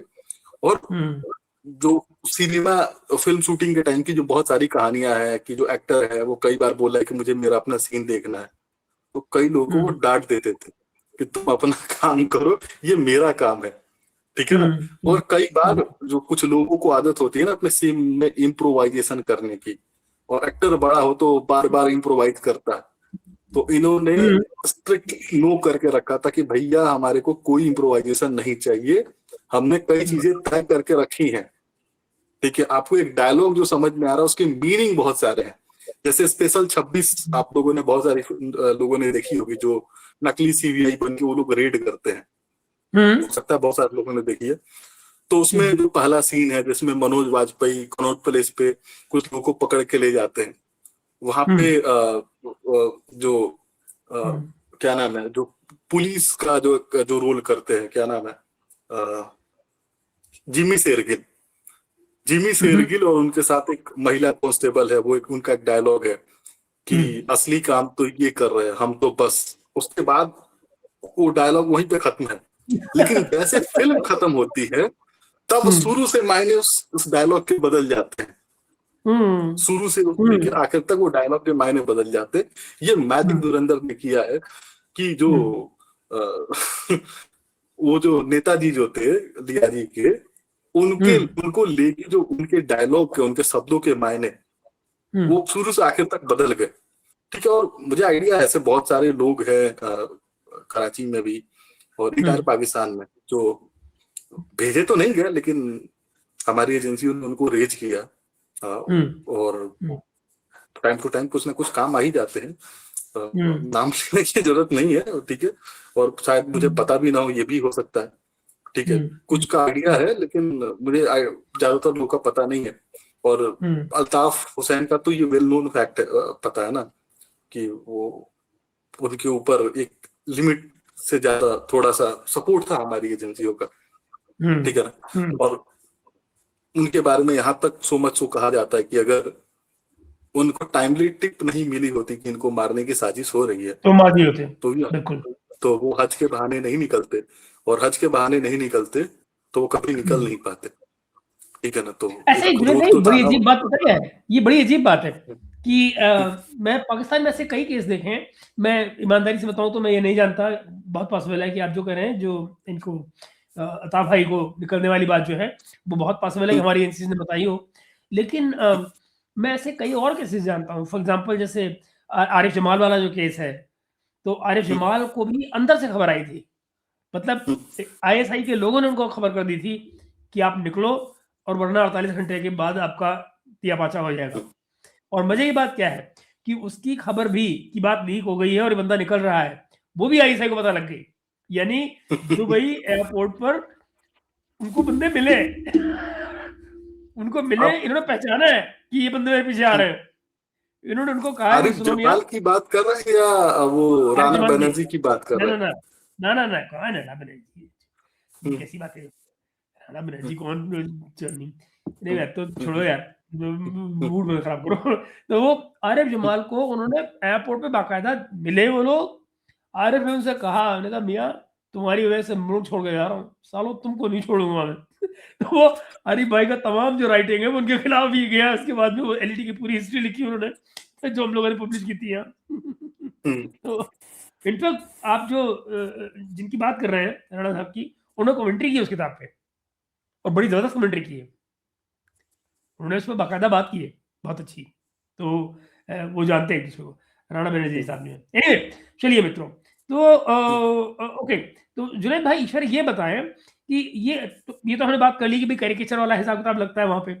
फिर जो अरशद पप्पू जैसे जो कैरेक्टर है ना, अरशद पप्पू का जैसे कैरेक्टर था, इंट्रोडक्शन में भी आप देखिए कि बिल्कुल एक वन नोट कैरेक्टर नजर आता है, कि मतलब ये नहीं पता लगता है कि दरअसल अरशद पप्पू की मोटिवेशन क्या है, उसकी पॉलिटिक्स क्या है, उसका एथनिक एंगल क्या है, पठान वर्सेस बलोच, ये सब कुछ कहीं खो गया है, इसमें है ही नहीं, कहीं पता ही नहीं लगता है बंदा, यू नो। वो मुझे थोड़ा ऑड लगा, आप बताएं। मैं बता देता हूँ। देखिए, जो पोर्ट सिटी होती है ना, इंपॉर्टेंट पोर्ट सिटीज, तो वहां पे जो सेलर्स हैं, हिस्टोरिकली, ये आज की कहानी नहीं है, ये पिछले 2-2.5 हज़ार साल की कहानी है कि जब भी कोई पोर्ट सिटी होती है जहाँ पे ट्रेडर्स आते हैं शिपिंग के बाद से, तो थके होते हैं सफर का, उसके बाद से फिर जितने दिन वो रुकते हैं उतने दिन उनको अपने एंटरटेनमेंट के लिए बहुत कुछ करना होता है, शराब पीते हैं और नाच गाने और बहुत सारी चीजों का प्रबंध होता है। ठीक है, तो ये जो लियारी जो है, हाँ बिल्कुल ठीक बात है। ठीक है ना, लियारी से पहले पड़ता है आपका पोर्ट बिन कासिम। हाँ ठीक है, हाँ, ठीक है ना, और जी वहां पे सेलर्स आते थे 50-60 से, फिर वो वहां पे रुकते थे, उनका एंटरटेनमेंट का अरेंजमेंट होता था, फिर उसके लिए जो लड़कियां आती थी उनका नाच गाना शराब ये सारी चीजों का जो अरेंजमेंट होता था, इसको करने के चक्कर में एक वहां पे माफिया इमर्ज हुआ, फिर पैसे बनने लगे, और वो पैसा, उस पैसे का जो वॉल्यूम था बड़ा लार्ज स्केल पे जाने लगा। फिर उसमें जो वहां के जो लोकल पॉलिटिशियंस है उसको उसके ऊपर उनकी नजर गई, तो एक हद तक पॉलिटिकल पेट्रियोनेज मिलना शुरू हो गया। ठीक है, तो वो जो मोटिवेशन है ना अरशद पप्पू का या रामायण डकैत का, कि लियारी को उनको ऊपर राज करना, उस मोटिवेशन के पीछे वो पैसा है। ठीक है ना, क्योंकि अगर आप वो पैसा ला के दोगे ना तो आपको पॉलिटिकल पेट्रोनेज मिलेगा 100%। फिर आप वो सारी बदमाशियां कर सकते हो जिसके आप हकदार हो, क्योंकि आप पैसा ला के दे रहे हो मिस्टर 10% के पॉकेट में। तो वो अल्टीमेट मोटिवेशन था, जो मुझे लगता है कि इस बिल्कुल हाँ बिल्कुल, लेकिन उसकी पॉलिटिक्स क्या थी, मेरा मतलब मोटिवेशन समझ में आता है, पैसा कमाना समझ में आता है, लेकिन जो फॉर एग्जांपल जैसे कि एक बड़ी जो उसमें मुझे कमी नजर आई, अगर मैं मतलब कहूँ कि जैसे पठान और बलोच का जो क्लैश है ना, इसको एक्चुअली वो हाईलाइट नहीं किया जा पाया फिल्म में, उसको क्लियर नहीं कर पाए ये लोग कराची में कि जो पठान और बलोच का जो क्लैश है, इधर 2-4 जुमले इधर उधर बोल दिए अलग बात है, बट एक्चुअली वो क्लैश है क्या, इनका बीच का जो क्लैश है वो है क्या, ये वो नहीं क्लियर कर पाए। वो एक हिस्टोरिकल क्लैश है ना पठानों का और बलोचों का, आज से नहीं है, वो अंग्रेजों के जमाने से ही शुरू हो गया था। जो आपके उस इलाके में जो इलाके हैं उन इलाकों में पठानों का और बलोचों का शुरू हो गया था। दोनों एक साथ कोएग्जिस्ट नहीं कर सकते थे, हाँ, क्योंकि वो कबीले वाला सिस्टम था। फिर कबीले ट्राइबल जो सिस्टम है उसकी वजह से ट्राइबल क्लासेस शुरू हुए, फिर ट्राइबल लीडर्स तो खत्म हो गए, फिर मॉडर्न जो ये माफिया इमर्ज हुए, फिर वो कैरी फॉरवर्ड होने लगा वो लड़ाई उनके फॉर्म में। तो इसकी जड़ें आज नहीं है, ये 50-60 साल पुरानी प्रॉब्लम है जो चलती चली गई। ठीक है, तो वो प्रॉब्लम का कोई सॉल्यूशन नहीं है और मैं इंटरेस्टेड भी नहीं हूँ उसके प्रॉब्लम के सॉल्यूशन में। ठीक है, और उसमें सबसे इंटरेस्टिंग ये हुआ कि जो पहाड़ी है, जो लियारी एक पहाड़ी है, उसको फिर बीच में उन्होंने जिया के टाइम पे उन्होंने रोड बनाने का काम शुरू किया पहाड़ को काट के। तो उसके बाद से एक क्लियर डिस्टिंक्ट लाइन शुरू हो गई कि पहाड़ी की एक तरफ बलोच, पहाड़ी की एक तरफ पख्तून, ठीक है ना, ठीक है ना। फिर वो जो है एक दो क्लियर डिवाइड आने लगा। फिर अच्छा एक और प्रॉब्लम की, जो बिजनेसेस जो थे, इलीगल जो बिजनेसेस थे जो ईरान तक फैले हुए थे, अफगानिस्तान ईरान से होते हुए, फिर जो सेलर्स आते थे दुनिया भर से स्मगलिंग का सामान लेके आते थे, और फिर ये भी उनको पुश करते थे, तो ये ग्लोबली इनका सामान ले जाके बेचते थे। तो ये सारी चीजें भी थी। तो उसमें अगर एक पार्टी, अगर बलूच आज इक़्तिदार में है, उस चीज को मेंटेन कर रहे हैं, तो पख्तून आके पीटते थे उनको, उनके धंधे को चोक करते थे। फिर अगर पख्तून आ गए तो बलोच उनको चोक करते थे। तो ये ताना बाना चलते रहता। तो अल्टीमेट गोल ये है धंधा। अच्छा जी भाई, एक और इसी पे हम अगर बात कर लें कि अच्छा आपसे कोई सज्जन पूछ रहे थे वो कि आपको फिल्म कैसी लगी, आप वही बता दीजिए उनको जरा। नहीं, देखिए फिल्म की प्रॉब्लम क्या है ना, कि अगर आप इसको पार्ट 2 को एक अलग फिल्म की नजर से देखोगे तो आपको डिसअपॉइंटमेंट ही होगी। तो आप इसको ऐसे ना देखो, आप सोचो कि 7 घंटे की आपने एक फिल्म देखी थोड़े थोड़े अंतराल पे, तो आपको एक कंप्लीट फिल्म मिलेगी। ऐसे अगर आप कंपैरिजन में जाओगे तो पार्ट 2 पार्ट 1 के मुकाबले काफी हल्का रहा। हालांकि उसमें हाई सीन्स बहुत थे, लेकिन उसमें फ्लॉज भी बहुत थे। जैसे कि आपने दिखा दिया कि अतीक अंसारी 2000 में, वो 2000 जब ऑलरेडी बीजेपी की सरकार सेंटर में भी थी और यूपी में भी थी, उस वक्त ड्रग एंड नारकोटिक्स का बिजनेस कर रहा है, इलीगल हथियार का बिजनेस कर रहा है। तो ये तो हिस्टोरिकल फैक्ट आपके हाँ, तो आपके नैरेटिव को प्रॉब्लम है ना, आप जो नैरेटिव बीजेपी लेके चल रहे हैं उसमें प्रॉब्लम है। तो ये प्रॉब्लम है, ठीक है। फिर 2019 में नोटबंदी हुई, और उनका जो मर्डर दिखाया है वो करंट टाइमलाइन में दिखाया, तो टाइमलाइन में थोड़ी सी अप एंड डाउन है, बहुत इस तरह के प्रॉब्लम्स है। लेकिन अल्टीमेट जो गोल है जो आदित्य धर का, एक जो कहानी कहना, एक जो प्रॉब्लम है उसको बताना कि हाँ ये एक प्रॉब्लम थी, ड्रग एंड नारकोटिक्स का प्रॉब्लम था, FICN का एक बहुत बड़ा प्रॉब्लम था। उस कहानी को कहने के लिए जो उन्होंने क्रिएटिव लिबर्टी ली है उसको हम एक्सेप्ट करते हैं, ठीक है, एक्सेप्ट कर सकते हैं, उसमें कोई भी दो राय नहीं है। और अतीक अंसारी का जो, जब वो मरा है, वो बड़ी रहस्यमयी परिस्थितियों में मरा है, ठीक है ना। और अभी मौका है तो हम बात कर सकते हैं। अतीक अंसारी उसी सिस्टम की पैदावार है, ठीक है ना। सरकार और सिस्टम में अंतर होता है, सरकार आती जाती है, लेकिन जो जो साहेब लोग हैं, जो ब्यूरोक्रेसी है, वो तो वही रहती है, वो प्रमोट होती रहती है। वो मौसम वैज्ञानिक होते हैं, सरकारें बदलती है, वो मौसम वैज्ञानिक की तरह बदल जाते हैं, कुछ नहीं बदलते।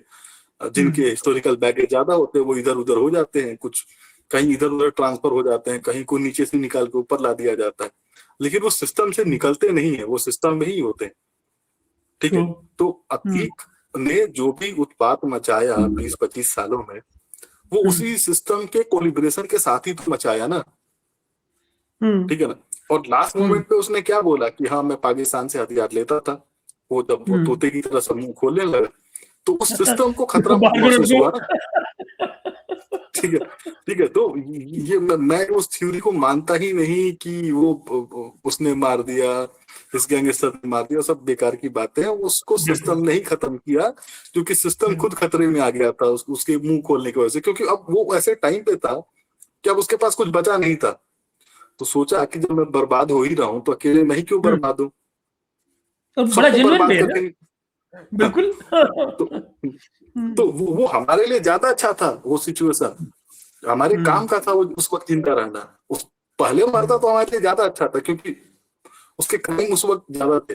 लेकिन वो ऐसे टाइम में जब सबसे अपने वीक पॉइंट पे था, ऐसे टाइम में कुछ दिन उसको तो जीना चाहिए था। तो फिर पता चलता कि किन लोगों ने क्या क्या कांड किया है।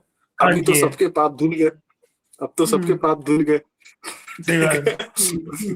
अच्छा, ऐसा नहीं कि सबने कोलिब्रेट किया, पैसे भी तो बनाए ना। ये जो ब्यूरोक्रेसी है, सबने पैसे बनाए, अपने बच्चों को यूरोप में अमेरिका में सेट किया, ठीक है। तो वो सबकी पोल खुलती है ना कि कौन कितना ईमानदार है। अभी योगी सरकार में लोग बैठे हुए हैं, नैतिकता का ज्ञान देते हैं बहुत सारे लोग, ब्यूरोक्रेट्स लोग, तो पता तो चलता है ना कि अगर 20 साल 25 साल से वही अफसर उसी स्टेट में पड़े हुए हैं, तो किसी ना किसी तरीके से क्या क्या उन्होंने, किसने क्या सपोर्ट किया, किसने क्या मदद की, वो सब पता चलता, सबकी फाइलें जुनेद भाई आती, तो एक अभी अभी बहुत देखिए ना, बड़ा। एक एक आईएएस ऑफिसर आजकल जो है एब्सकॉन्डर बने हुए हैं, भागे हुए एक आईएएस ऑफिसर, उनकी हो रही है उनकी, क्योंकि और जानते हैं उनकी बैकग्राउंड देखिए, पिछले 10 साल से वो मोटिवेशनल स्पीकर थे और वो करप्शन में आजकल भागे हुए हैं, एब्सकॉन्डर हैं और है आईएएस ऑफिसर, जरा सोचिए। हाँ, वो यूपीएससी वाले तो नहीं है ना, जो कोचिंग वोचिंग में हर जगह पहुंच जाते हैं इंटरव्यू देने।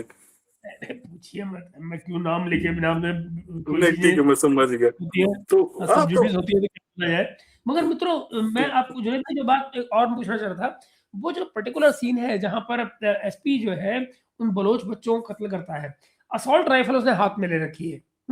असॉल्ट राइफल अगर आपने देखा हो और जिस तरह से वो काम करती है, बेसिकली हल्का सा बैक को वो पुश मारती है तेजी से जब आप उसको फायर करते हैं। ये भाई उसको एक हाथ से ऐसे मार रहा है जैसे पिस्टल हो, मतलब असॉल्ट राइफल ना हो के को पिस्तौल हो, जैसे कुछ ठाड़ा गोली मारे जा रहा है, सबको दर्द कर रहा है। आप, मैंने कभी किसी फौजी को भी AK-47 एक हाथ से चलाते नहीं देखा। ये कौन सा तरीका था, ये मुझे समझ नहीं आया।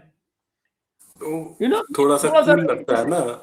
हाँ, अब वो मुझे वो कूल वाली बात आप वो बात समझ में आती है कि मतलब मुझे लगता है अदाएँ जो हैं वो ज़रूर दिखाई गई हैं, लेकिन इसके अलावा और कुछ मुझे मतलब वो रियलिस्टिक नहीं लगा। मुझे लगा वो सीन रियलिस्टिक हो सकते थे, और सेकंडली फिर ये भी नहीं बताया गया कि दरअसल बना क्या उसका? वो जो बलोच पॉलिटिक्स है इस सारे सीन में, जो बलोच बच्चे जो कराची आते हैं पढ़ने के लिए, दरअसल इनका सीन होता क्या है?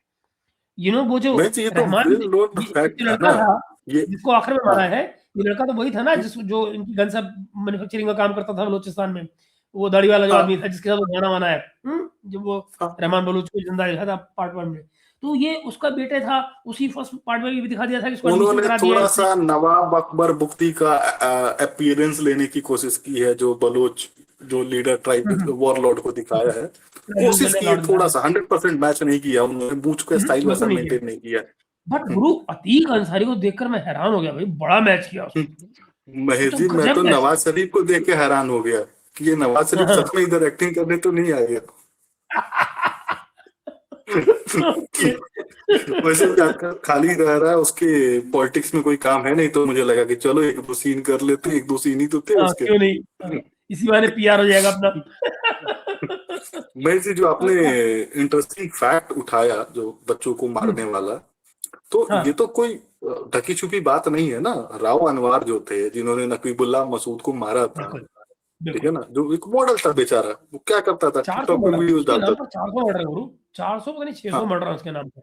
बिल्कुल। हाँ, हाँ, ठीक है। तो ये तो यही गोरख धंधा था ना, कि अगर कुछ ऐसा प्रॉब्लम हो जाए तो किसी बच्चे को उठाओ, मार दो उठा के, ठीक अच्छा है। जुनेद भाई, अगर एक बात है, वो जो मज़ारी है, वो जो पॉलिटिशियन है, नहीं मज़ारी नहीं, जो भी है वो पॉलिटिशियन जो जरदारी। दिखाया है, राकेश बेदी ने जो कैरेक्टर किया प्ले किया है, सॉरी, हम्म, वो जो उसका डायलॉग है ना कि जैसे रहमान को भी कहता था, उसको भी कहता था ना, हाँ मेरे बच्चे, क्या हाल है मेरे बच्चे?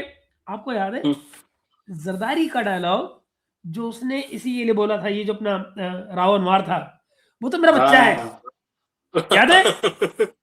तो वो तो था भी उसे ना। रियल लाइफ में बात बोली थी कि वो तो मेरा बच्चा है। हाँ, तो अच्छा, जो जो जो कहानियों को जानते हैं उनको वो रिलेट कर पाते हैं ना। अभी क्या है कि बहुत सारे लोगों के लिए हो क्या गया है कि वो लोग पूरी फिल्म को 100% एक्यूरेट मान के बैठे हैं, क्योंकि नहीं है, हुँ, ठीक है हुँ, ना। हुँ, उसमें हुँ, कितना फिक्शन है, कितना एक्यूरेट है, उसके लिए अपना विवेक को तो इस्तेमाल करना पड़ेगा ना।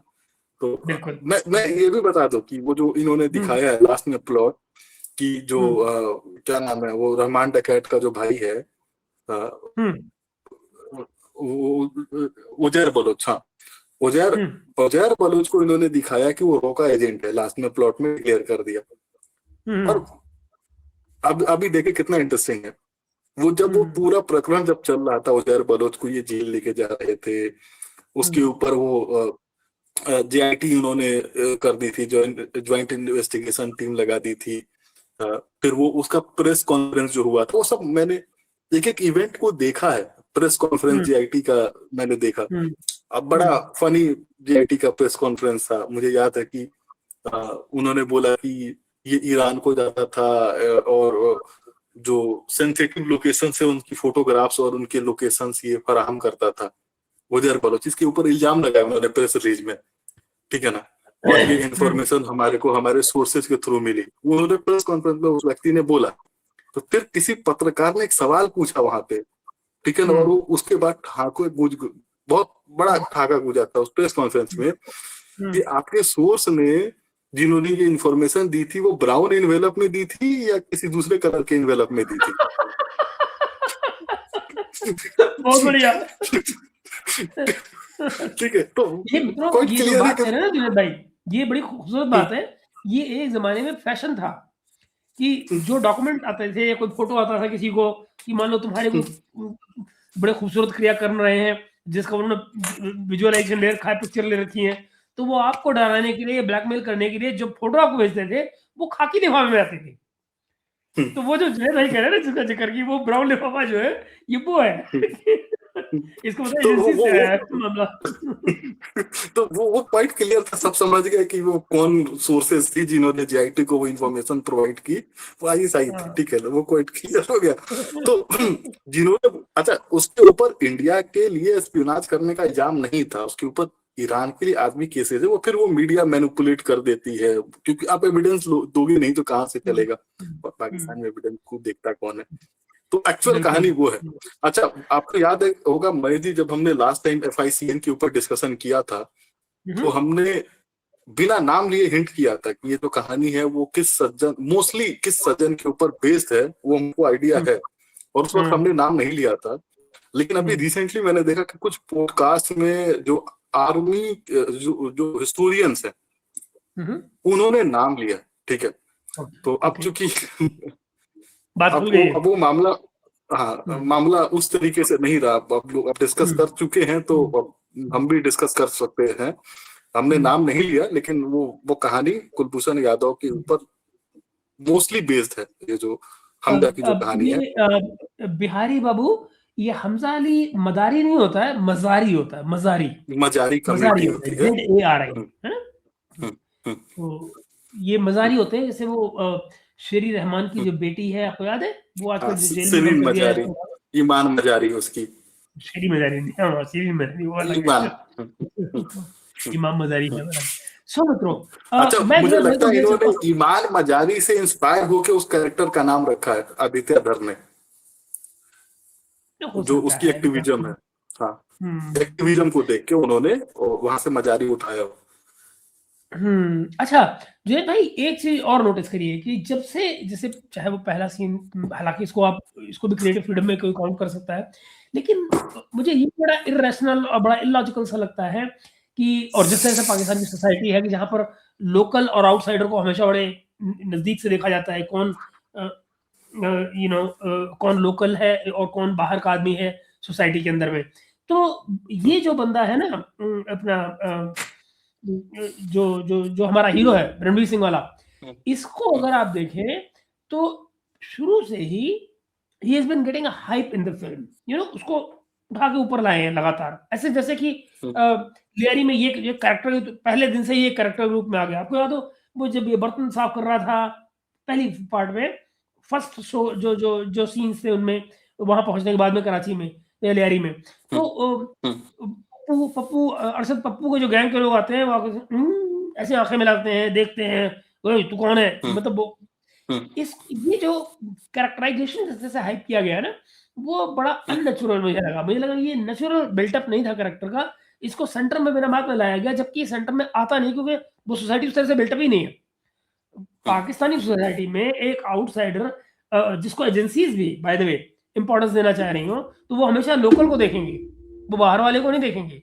और बाहर वाले को जब वो खोद डालेंगे उसकी जमीन को पूरा कि भैया ये बंदा कहाँ है, इसकी कहाँ है कब्र, कहाँ है, तुम बाप का नाम बताओगे, उसे कब्र तक ढूंढेंगे, भैया कहाँ है, कब्र में दिखाओ, दैट। और एक और एस्पेक्ट है इसमें, जनरली इस तरह के केसेस में आइडेंटिटी थेफ्ट का सहारा लिया जाता है कि कोई आदमी किसी एक्सीडेंट में मर गया और हमको पता है कि उसका डेथ रिपोर्ट नहीं हुआ, तो उसकी आइडेंटिटी हम लेके बैठ गए। हाँ, लेकिन पाकिस्तान ने एक अच्छा काम किया है कि उन्होंने CNIC सिस्टम जिया के टाइम पे वो लेके आ गए थे।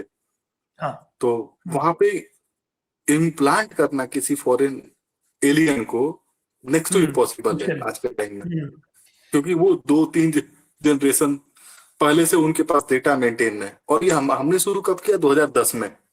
तो हमारे पास तो हमने एक ही बहुत बात पीढ़ी का की। डेटा है ना। हाँ, बिल्कुल। एक ही पीढ़ी का डेटा है। तो वो अभी भी और उसमें भी हमारे पास इतने फर्जी डॉक्यूमेंट्स है, इतने फर्जी लोग हैं आधार में ट्रू, कि बिल्कुल, पूछे मत। बिल्कुल। हमने तो खुद ही आधार को बेड़ा गर्क कर दिया ना जुनेद भाई। हमने अपने आप, you know, not to undermine anybody, but सच्चाई ये है कि इवन इस सरकार में एक जमाने में हमको कहा गया भाई बैंक में नहीं दोगे साला बैंक का अकाउंट बंद हो जाएगा। मेरी ट्रांजेक्शन 3 बार बंद हुई है। हर साल आप आधार नहीं दिखा रहे हैं, बंद हो गया। पैन नहीं दिखा रहे हैं, बंद हो गया। आज आपका पैन कोई पूछता ही नहीं है, सिवाय और टैक्सेशन के। मैं जी आज क्या बोलती है सरकार कि आधार मैंडेटरी नहीं है, सुप्रीम कोर्ट बोलता है, ठीक है हाई ना। कोर्ट ने फिर कह आप दिया कभी, साहब, हाई कोर्ट ने कह दिया कि हाँ, आईडी नहीं है। इलाहाबाद हाई कोर्ट ने कह दिया कि आईडी नहीं है भैया, मानते नहीं इसको आईडी। मैं जी उससे बड़ा मजाक पता है क्या हुआ? कि कोविड का वैक्सीनेशन कराना मैंडेटरी नहीं था, ये सरकार बोल रही है ऑफिशियली, ठीक है ना। तो भाई उस वक्त तुम हमको जबरदस्ती प्रेशराइज क्यों कर रहे थे? सबको तो बिल्कुल। करा दिया, अब कराने के बाद बोल रहे हो कि ये मैंडेटरी नहीं है। आप देखिए जुनेद भाई, आपकी पहचान का कोई हिस्सा न छोड़ा, आपका रेटिना तक ले लिया इन्होंने। और फिर वो कहते हैं कि वो सारा बिक गया डेटा। ये भी एक कि वो सारा डेटा मजाक आपका हुआ है बिक ना गया। ये। हाँ? तो आज तक वो लोन के एसएमएस आ रहे हैं मुझे कि भैया आपको अभी मैंने मैसेज डिलीट किए कि भाई आप नाम लिख के करिए, आपका अप्रूव हो गया। अभी जब तुम्हारे पास मेरा नाम नहीं है तो तुमने मेरे नाम पे क्रेडिट कार्ड कहां से अप्रूव कर दिया? जरा सोचो। पर उनके पास नंबर है मेरा। सो इट्स क्रेजी, कि भी क्या बात की जाए। एनीवे जुनेद भाई, मैं आपकी इस कहानी को सारी को आगे ले चलता हूँ। और जैसे पहले घंटे की हम इस मूवी को देखते हैं, या चलिए छोड़िए, इससे पहले एक और सवाल बनता है मूवी के बारे में।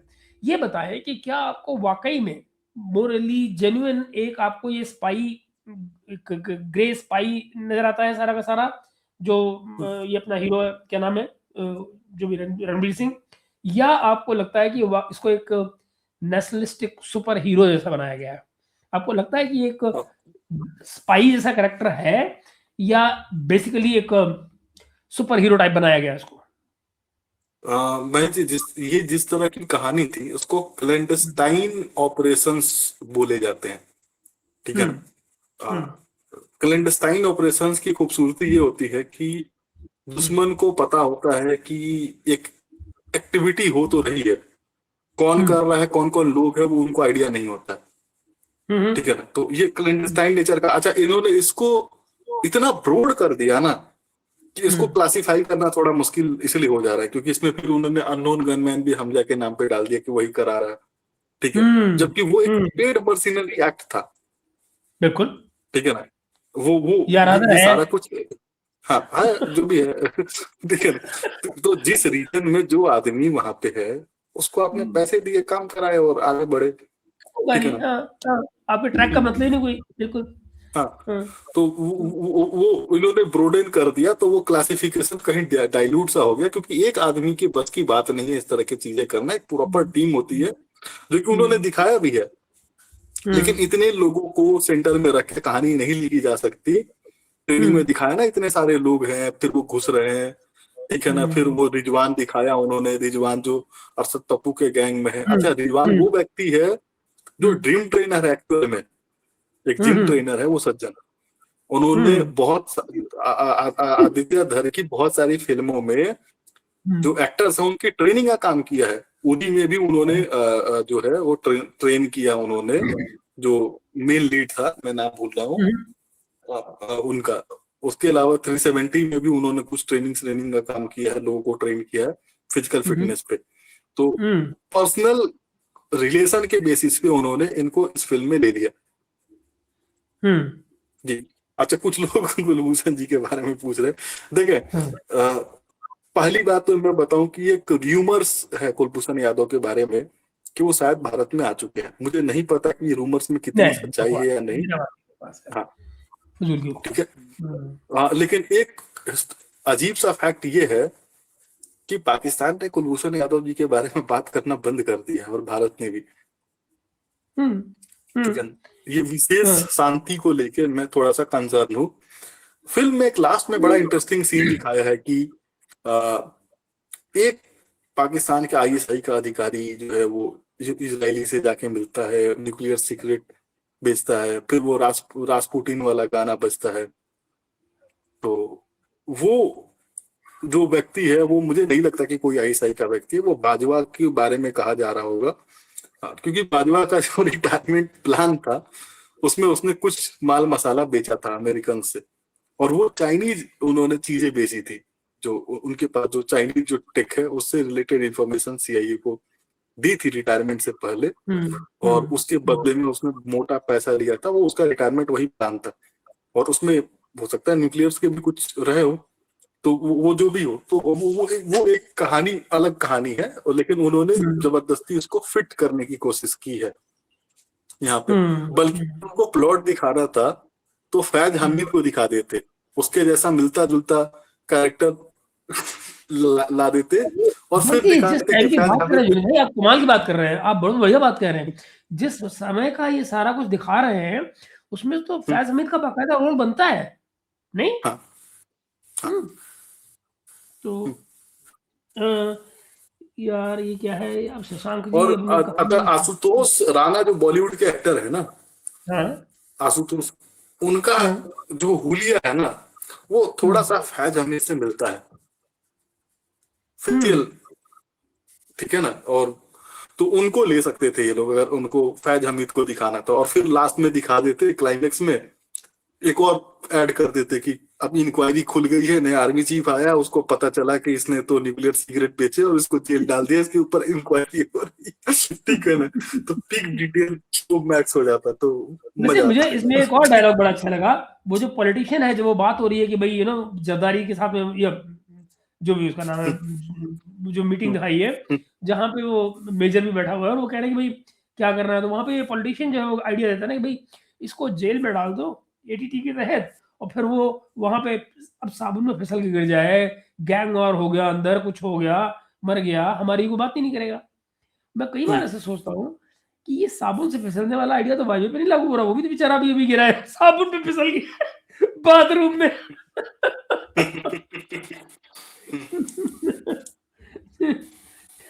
ये भी मुझे बड़ी सिमिलैरिटी लगी, मैंने कहा पता नहीं भाई लोगों ने फिल्म ने वहां से लिया है या उन्होंने फिल्म से लिया कि हाँ यार बात तो सही है, हम इसको अप्लाई कर देते हैं, इसके ऊपर अप्लाई कर देते हैं। तो ये अभी है। इस फिल्म में बहुत सारी चीजें जो ऐड हुई है ना वो बड़े लास्ट मोमेंट पे ऐड हुई है। अभी एक जो गाना है उसमें दिल का क्या करे साहिब, जो नुसरत फतेह अली खान की आवाज है में जो गाना है, अ, उसको उन्होंने ऐड किया है। अच्छा, वो ऐड तब किया है, अभी रिसेंटली कुछ एक महीने पहले एक शो था, पब्लिक शो, जिसमें एक रैंडम ऑडियंस ने वो गाना गाया और वो वीडियो वायरल हो गया था। फिर वहां से उसके बाद से उन्होंने काफी सीन्स ऐड किए हैं उस फिल्म में, एक सीन रिक्रिएट किया वो जो ब्लास्फेमी वाला, और ये गाना ऐड किया। तो इन्होंने लास्ट मोमेंट तक इस फिल्म को इम्प्रूव करने की कोशिश की है, इसको अप्रिशिएट किया जाना चाहिए। और ये पॉसिबल नहीं है कि आपने 8 घंटे की फिल्म बनाई है और हर एस्पेक्ट को टच करते चलो, तो ये पॉसिबल नहीं है, ठीक है ना। तो एक मुझे फंडामेंटल बात समझ में नहीं आती, मतलब इस पिक्चर में मुझे बार बार महसूस क्यों होती है बात, क्योंकि अगर कोई आदमी थोड़ा भी जानता है पाकिस्तान के बारे में ना, तो उसको ये चीज हिट करेगी। आप कहानी दिखा रहे हैं कराची की, आप कराची और दिखा रहे हैं आप कहानी लियारी की, और हर वक्त तमाम फ्रेजेस सब कुछ पंजाबी में है। यकीन मानिए पंजाब मतलब कराची में ऐसा कुछ नहीं होता यार, उनकी नहीं होता, लैंग्वेज देखिए। अलग, उनका लहजा अलग, उनका वो आप उसको देखिए ना, वो जो आपका एक वो यार वो जो क्रिकेट वाला है, Ali Ali the common man, मुझे बताओ उसके लहजे में आपको पंजाबी नजर आती है क्या? फिर वो है पंजाब, आपको कराची का लहजा, वो एग्जैक्ट लहजा है कराची का, है ना? क्या कर रहे हो, वो वो बड़ा अच्छा, अजीब मैं सा तो होता इसमें एक देखो, जिनको पाकिस्तान का आइडिया नहीं है उनका चलता भी है, लेकिन है। पावर सेक्टर पाकिस्तान का कराची नहीं है। तो जो आईएसआई है और इस तरह के जो लोग हैं कराची में नहीं बैठते, वो इस्लामाबाद रावलपिंडी उसके आसपास बैठते हैं। कराची में सिर्फ दाऊद बैठता है और उसका उतना ही रोल है। कि वो वहीं से बैठ के अपना सब कुछ कर ये लेता है। एक्चुअली ऐसा नहीं है। देखो मेरी बात सुनो, जब लोकल यहाँ जो लोग होते हैं ना, आपको उनसे काम लेना होता है, जो लोकल्स बात कर रहे हैं, आप हर चीज़ में देखिए पंजाबी बैठी हुई है, जो कि हुँ, नहीं है। कराची हुँ, कल्चरली इस बात को आप समझो, वो बहुत हुँ, डिफरेंट है। और इनफैक्ट जो जो कराची के लोग हैं ना, वो मुँह बना के आपसे बात करेंगे जब आप कहोगे ना, "भई कहाँ जा रहे हो?" "लाहौर जा रहे हैं।" तो अल्लाह! वो क्या हुँ, हुआ पंजाबियों ने पड़ोना चारपाई डाल के लस्सी पी के। मतलब वो दे नो कि दे आर लेज़ी पीपल, साले डफर्स हैं एक नंबर के। सारी की सारी जो फाइनेंशियल कैपिटल है और जो मीडिया सेंटर हुँ, है, पाकिस्तान का तमाम मीडिया कराची बेस्ड है। पाकिस्तान का तमाम हुँ, जो फाइनेंशियल सेंटर्स हैं, कराची बेस्ड है। हुँ, हुँ, तो उनका जो सब कुछ है वो बड़ा डिफरेंट है, and they are not with Punjabis. ये जो आपने सुना होगा जो होते हैं ना, क्या बोलते हैं, मेमन्स। मेमन्स जो हैं वो हुँ, बेसिकली पाकिस्तान के हुँ, बनिए हैं, आप यूँ कह हुँ, लीजिए। तमाम जो ट्रेडिंग हुँ। कम्युनिटी, तमाम जो हाँ, बिज़नेस तो कम्युनिटी है, गुजरात से ही तो मेमन्स गए है। थे ना वो सारे। हाँ, हाँ, और वो ये सारे के सारे कराची बेस्ड हैं, यू नो? तो ये आपको समझना होगा। वो जो आपको याद होगा, वो एंकर भी तो है ना वहाँ, हमारी दोस्त मारिया मेमन, हुँ, लीडिंग एक्टर है, एक्टर एंकर है वहाँ की, तो एआरवाई में। तो ARY is where? ARY is Karachi based, सारा कराची बेस्ड है। हुँ, मेजर जितने भी और टीवी चैनल हैं, सब के सब कराची बेस्ड है। It's hmm, financial heart boss, you can't run away. Hmm. ये है। एनीवे क्या है, अच्छा ये क्या है, गोलू मैं सुमन जी पूछ रहे 2-3 चीज़ें हैं। और ऐड कर दूँ, आपने बात जी, की जी। है। हुँ, उनकी इकोनॉमी में कुछ 70% 60% कंट्रीब्यूट करता है अकेला कराची। हुँ, हुँ, और वो भी तब जब उनके पास ढंग का वाटर का क्या बोलते हैं प्रॉब्लम, बहुत बहुत सीवियर प्रॉब्लम है। पब्लिक हुँ, ट्रांसपोर्टेशन कुछ नहीं है, और ये सारा कुछ इन्होंने पंजाब में बना रखा है। ठीक है ना? देख हुँ, पूरा कूड़ा हुँ, करकट बना के रखा उन्होंने। हुँ। हाँ, ये आप बिल्कुल ठीक कह रहे हैं शशांक, ये बात आप बिल्कुल ठीक कह रहे हैं, ये मैंने भी नोटिस किया है। कराची बिल्कुल फ़िल्दी है, बहुत गंदा है, रोड्स टूटी हैं, सीवर लाइन्स बर्बाद हैं, ज़रा-सी बारिश हो जाए तुरंत फ्लडिंग हो जाती है। ये बात आपकी बिल्कुल सही है, बिल्कुल ट्रू, एब्सोल्यूटली करेक्ट। हम्म, तो इसमें कोई दो राय नहीं है। नो फॉरेस्ट एरिया क्या वहाँ पे सारे उन्होंने प्लॉटिंग कर दी है? इसीलिए तो बाढ़ आती है, कि जो जो पानी के निकलने का रास्ता था उन्होंने वहाँ भी प्लॉटिंग कर दी उठा हम्म, के। हम्म, हम्म, क्या करिए। एनीवे, तो हम्म, मित्रों मुझे लगता हम्म, है हमने बहुत सारा इलाका तो कवर कर लिया है। मुझे मालूम नहीं कि आपको भी जुनैद भाई ये बताओ और कि जो हाँ, रियल लाइफ इंस्पायर्ड इवेंट है, कहीं 26 जनवरी का ज़िक्र है, कहीं कुछ इस तरह की जो हमारे हमारे यहाँ जो अटैक करवाए हैं पाकिस्तानियों ने, उनके जहाँ ज़िक्र है, आपको लगता है कि जिस तरह का डिपिक्शन किया गया है, वो रियल लाइफ से कितना मैच करता है या नहीं करता है? देखें, उसकी एक रिक्वायरमेंट थी, एक यूटिलिटी थी, और हुँ, जो हिम्मत उन्होंने दिखाई है वो काबिल तारीफ है। मैं पर्सनली हुँ, मानता हूँ कि जो 26/11 के जो सीन्स होंगे वो हुँ, एक्टर्स के लिए ज्यादा चैलेंजिंग होंगे, क्योंकि हुँ, आप हुँ, एक नेगेटिव रोल में हैं और आप सेलिब्रेट कर रहे हैं। ठीक है? हुँ, और कोई भी हुँ, भारतीय उस इवेंट हुँ, को सेलिब्रेट नहीं कर सकता। नहीं करेगा, ठीक नहीं है कर ना? सकता, और बिल्कुल। स्पेशली अगर वो बॉम्बे से है, हुँ, अगर आप बॉलीवुड से हो तो आप बॉम्बे से हो, आपने हुँ, उस शहर को जिया है, हुँ, उन गली उन उन सड़कों पे आप रहे हो जहाँ पे सारे इवेंट्स हुए हो, आपकी बिल्कुल, साझा स्मृति का हिस्सा है वो इवेंट। तो आप कैसे बिल्कुल, उसको सेलिब्रेट कर बिल्कुल। सकते हो? ठीक है ना? तो एक हुँ, एक्टर के हुँ, तौर पे बड़ा कठिन होगा उस काम को करना। तो ये हुँ, वाकई चैलेंजिंग है। और सबसे इंटरेस्टिंग था जो मेजर इकबाल का जो उन्होंने रोल दिखाया। ठीक है, वो तो हुँ। काफी टाइम से बॉम्बे में है ना, बहुत सारी फिल्मों का हिस्सा रहे। ठीक हाँ, है, तो हाँ, उनके लिए बिल्कुल। बड़ा चैलेंजिंग रहा होगा। वो तो फ्रंट लाइन पे है, जो एक्चुअली एकदम प्लेड सेलिब्रेट वंडरफुल, कर रहे actually he has been good, he is really played well. उनका उनका जो रोल हैं। था, वो बहुत ही बढ़िया उन्होंने प्ले किया है, मेजर इकबाल का रोल। अर्जुन रामपाल ने। हाँ, और आप देखो गज़ब। लास्ट में जब उसकी डेथ होती है, तो हुँ, डेथ भी ऐसे नहीं है कि वो जैसे फिल्म में दूसरे मर जाते हैं विलन, गोली मार हुँ, दिया, ठा मर गया। हुँ, वो हुँ, अड़िग है। ठीक है ना? कि हुँ। मैं वो जो जो उसका अंतिम वक्त पे भी उसका जो एजेंडा है, जो वो करते आया है वो जिंदगी भर, फॉलो कर उससे रहा वो है। हुँ, टस से मस नहीं हुआ। ठीक है ना? हुँ, तो वो उस हुँ, मानसिकता को दिखाता है कि वो मानसिकता नहीं बदलने वाली। ठीक है हुँ। ना? तो या तो कट्टर बने हो। आप, हुँ, हाँ, हुँ, या तो आप भाईचारा के चक्कर में चारा बनो और भाई को बने रहेंगे, या फिर हुँ, उस घास फूस का कुछ इलाज करो सॉलिड। ठीक है, तो ये उस सवाल, अच्छा लास्ट में जो आपने बात की ना क्लाइमेक्स में, कि क्लाइमेक्स में जो जसकीरत सिंह रांगी जो है, बड़ा इंटरेस्टिंग है कि जो मैंने बोला ना कि हर इवेंट को 2 2 बार दिखाया है। तो पहली बार जब वो जाता है पाकिस्तान में तो अपने घर वालों की फोटो जला देता है। दूसरी बार पाकिस्तान से आता है तो अपने घर वालों, वो पाकिस्तान में जो यलीना और उसकी जो फैमिली, उसके घर वालों की फोटो जला देता है। ठीक है ना, और ना सिर्फ वो जलाता है, वो सिगरेट का जो पैकेट है उसको जला के फेंक देता है। ये वही सिगरेट रहता है जो रहमान डकैत उस ब्रांड की सिगरेट पीता है, और वो सिंबॉलिक गेस्चर है कि अब वो जसकीरत सिंह रांगी जो है उसको तो छोड़ ही चुका है, हमजा अली मजारी को भी छोड़ चुका है। ठीक है, और लास्ट में जब वो अपने घर के दरवाजे पे रहता है ना, तो वो ना घर की तरफ जाता है बल्कि उल्टा पीछे की तरफ मुड़ के देखता है और खड़ा हो जाता है बीच रोड पे, और हम और आपको देखता है, और एक ओपन लूप पे छोड़ देता है। और फिर उस चैप्टर से पहले गीता का वो श्लोक है जो उसको कॉम्प्लीमेंट करता है कि कर्म आपके हाथ में है, फल आपके हाथ में बिल्कुल नहीं है। बिल्कुल, ठीक है ना, और वो कितना शानदार उस चीज को फिट बैठाता है, स्पेशली जो लोग इस तरह के एक्ट में है, सुनाज एक्ट में है, ये उनके लिए बिल्कुल तार्किक बैठता है कि वो सिर्फ कर्म कर सकते हैं, उनको कोई हमारे और आपके लिए है कि आपको और हमको एप्रिसिएशन मिले।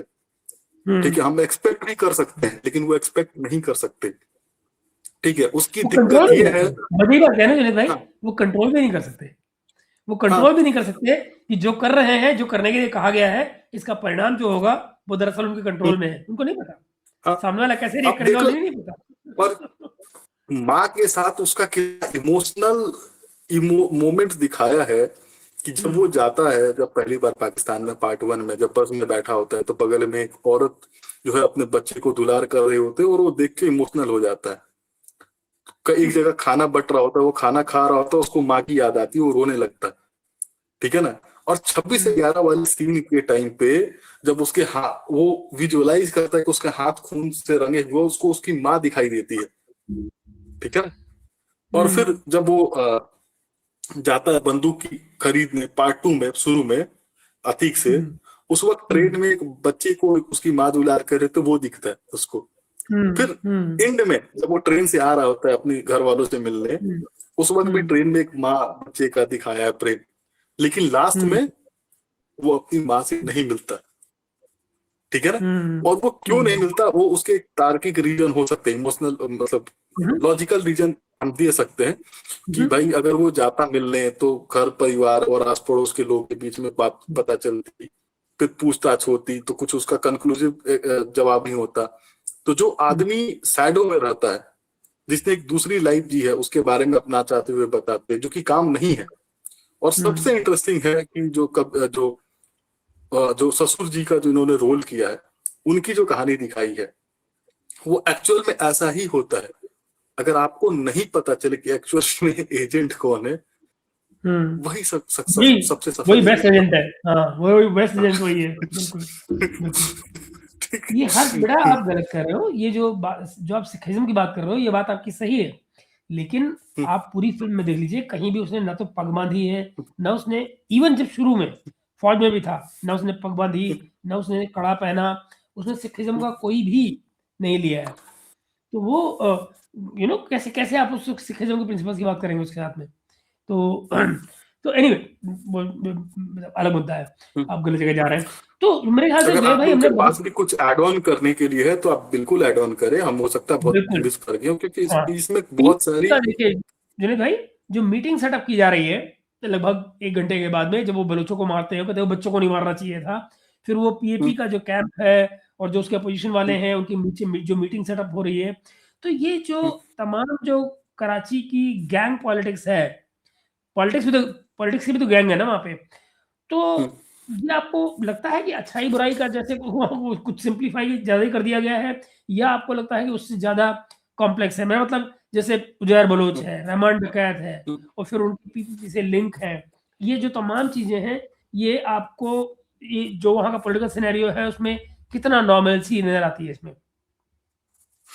देखिए Pakistan is not a state, it is a state of mind.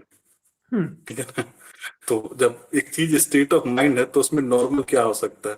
अब नॉर्मल ही न्यू नॉर्मल है पाकिस्तान का। ठीक है। तो पाकिस्तान के जो माफिया है, जो क्रिमिनल है, जो इलीट है, जो भी है, उनके आपस में लाख प्रॉब्लम्स है। लेकिन जब इंडिया की बात आती है ना, तो उनके अंदर विशेष किस्म का प्यार दिखता है। और उन्होंने दिखाया कि ये आपस में लड़ रहे हैं, एक दूसरे से द्वेष भी है। ठीक है। लेकिन जब बॉम्बे में कार्रवाई करनी है तो साथ में आ गए। तो ये विशेष प्रेम दिखता है। और जो एक सिंडिकेट है, जो माफिया, जो लोकल माफिया है वहां पे, और आप अभी देखेंगे रिसेंटली अभी आपने देखा कि जो बहुत सारे जो पाकिस्तान बेस्ड जो गैंगस्टर है, मैं नाम क्या लूं, मुझे अभी नाम याद नहीं आ रहा है। तो अभी रिसेंटली बहुत सारे पाकिस्तानी गैंगस्टर्स फेसबुक या टाइप जो फेसबुक पे स्ट्रीम करते हैं तो रिसर्फेस हुए, जो इंडिया में लोगों को धमकियां देते हैं। कभी नाजिया को धमकी दे दिया, कभी किसी को धमकी दे दिया। ठीक है ना। तो कभी बोलते हैं इसको मार देंगे, कभी सलीम जी जो एक्स मुस्लिम है उनको मार देंगे। ऐसे करके बहुत सारे पाकिस्तानी जो टाइप के जो गैंगस्टर हैं, जो हवा फुग्गा वाले गैंगस्टर है, वो इमर्ज हुए। ये सब साइडो होते हैं। ठीक है ना। ये सबसे मुखौटे होते हैं। पीछे काम वही एजेंसी कर रही होती है, आईएसआई कर रही होती है। इनका चेहरा बना के और स्मगलिंग और बाकी चीजें, वो सारा जो पंजाब से लेके कश्मीर तक, ये इन चेहरों को इस्तेमाल करके ये लोग करते हैं, जिसको इन्होंने बड़ी बाखूबी दिखाया है। अच्छा, लास्ट में हमको जरूर क्या बोलते हैं, अप्रिसिएट करना चाहिए अजीत डोभाल को। ठीक है ना। उनके उस विजन को, और विजन को क्यों अप्रिसिएट करना चाहिए कि एक आदमी जो आईबी में है, ठीक है ना, तो आईबी का जुरिस्डिक्शन इंडिया से बाहर तो नहीं हो सकता ना, लीगली वो अलाउड नहीं है ना। लेकिन फिर भी उसका हमेशा से विजन ग्लोबल रहा, हमेशा से, कि अगर भारत के अंदर कोई प्रॉब्लम है तो उसकी जड़ जरूरी नहीं कि भारत में है, उसकी जड़ें भारत के बाहर भी हो सकती हैं। तो उन्होंने ड्यूरिंग हिज आईबी टेन्योर ही ग्लोबल एस्पिरेशन रखना शुरू कर दिया था, और ग्लोबल एक्सपेरिमेंट्स भी शुरू कर दिए थे, और उसके चमत्कारिक परिणाम मिले थे उनको। ठीक है।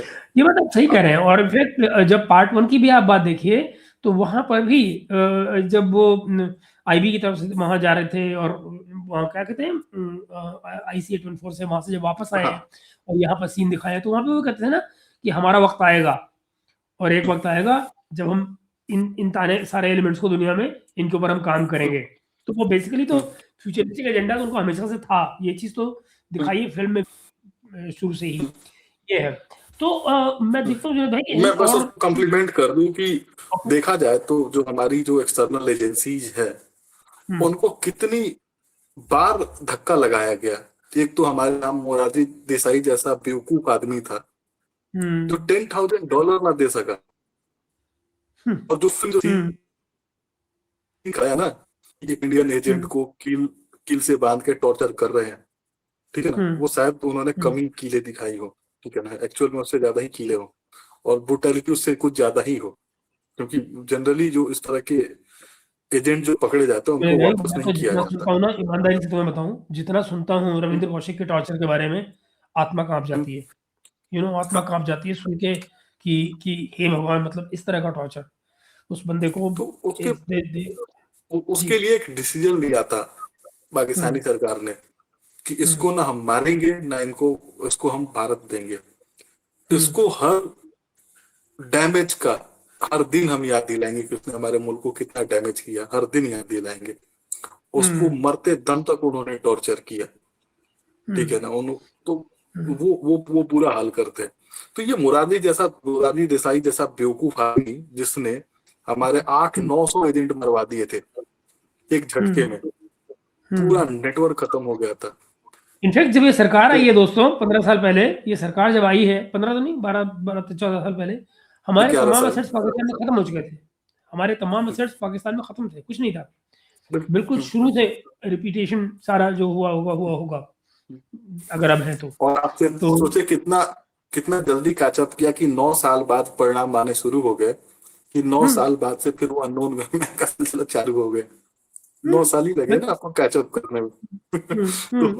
तो वहाँ वो अजीत डोभाल को इसलिए अप्रिशिएट करना चाहिए कि उनका ग्लोबल विजन था, जब वो शुरू कंधार से। में गए तो उन्होंने एक असमर्थता महसूस की कि भाई तालिबान से तो हमने जिंदगी में कभी बात की ही नहीं, कभी नहीं बात की। तो फिर उन्होंने उस कमी पे काम किया और 1-2 साल वक्त लगाए। फिर उन्होंने देखा कि हम इसको और कैसे फास्ट ट्रैक कर सकते हैं, तो उन्होंने देवबंद का रूट दिखाई दिया। तो देवबंद वाले उनको पता चला कि भाई ये तो आते हैं इधर यूपी में देवबंद वालों से मिलने जुलने, तो इन्होंने देवबंद वालों से मिलना जुलना शुरू किया। ठीक है ना। फिर देखा मौलाना फजलुर रहमान किससे मिलता है, तो जिस सज्जन की फोटो मैंने दिखाई ना, पता चला इनके वही थी। कुछ फैमिली रिलेशंस है, आज के नहीं, बहुत पुराने फैमिली रिलेशंस है। डायरेक्ट फैमिली रिलेशंस नहीं है, कुछ इनडायरेक्ट टाइप फैमिली रिलेशंस है। तो इनफैक्ट उसको जुनैद आपको याद हो, अगर आपको याद हो, जब हमारा यूपीए 1 आया, नहीं यूपीए 1 करो, ये जो एनडीए 1 आया था, जब मोदी जी पहली बार आए थे, ये फजलुर रहमान आया था यहाँ, मिलके गया इनसे, मोदी से मिलके गया था। महेश जी, पाकिस्तान के अंदर एक्चुअल आदमी जो कोई पावर पे है आर्मी के बाद से, जो एक्चुअल में ग्राउंड पे पावर रखता है, तो वो मौलाना फजलुर रहमान है। बिल्कुल बिल्कुल बिल्कुल। ठीक है ना। जो इस बात को समझता है वो आगे का गेम खेल सकता है, क्योंकि तो उसके पास जो लोगों की तादाद है, और वो ऐसे लोग हैं जो मरने मारने को तैयार है, लाठी लेके। बिल्कुल, ठीक है जो ना। उसके डंडा बरदार तो लोग हैं, वो बिल्कुल मरने मारने पे है, बिल्कुल। हाँ, एक तो आवाज पे उसकी चल देते हैं, एक आवाज पे उड़ जाते हैं। तो ये अजीत डोभाल का विजन था। उन्होंने इतने सारे एक्सपेरिमेंट किए, अंडरवर्ल्ड को टैप ऑन किया, सबको सारे घोड़े लगा दिए। ठीक है ना। ग्लोबल मीडिया में फिर अपने कुछ एक्सपेरिमेंट किया, लोकली भी किया उन्होंने। महजी मुस्कुरा रहे हैं, उनको कुछ आइडिया है कुछ चीजों का। ठीक है, ठीक है। और सो मच सो कि अमेरिकन एनएसए ने एक दफा बोला था, अमेरिका के जो बाइडेन एडमिनिस्ट्रेशन में एनएसए ने कहा था कि Ajit Doval is a gift to the world, क्योंकि ऐसा आदमी ना मैंने आज तक जिंदगी में देखा है, मैंने नहीं देखा। ठीक है ना। और उनकी भी उम्र हो गई है ना सर्विस करते करते। आप कोई भी इवेंट हो उनको फ्रंट पे देखोगे, कोई भी इवेंट हो। ठीक है। आप आपको सोचो, मैं आपको एक मैं इंटरेस्टिंग फैक्ट दे रहा हूँ। ये फैक्ट मुझे पता चला जब मैं वो अपनी कहानी लिख रहा था, जो वो उसी रीजन के ऊपर, आईसिस के ऊपर ही है, कि अजीत डोभाल की दोस्ती थी सीरियन एम्बेसडर से। बैक इन 2010-11 में वो दिल्ली जिमखाना क्लब और इधर उधर मिलते थे ये लोग। उन्होंने उस रीजन में जितने भी वर्ल्ड लॉर्ड्स थे उनके कॉन्टैक्ट्स उनको दिए थे। ठीक है।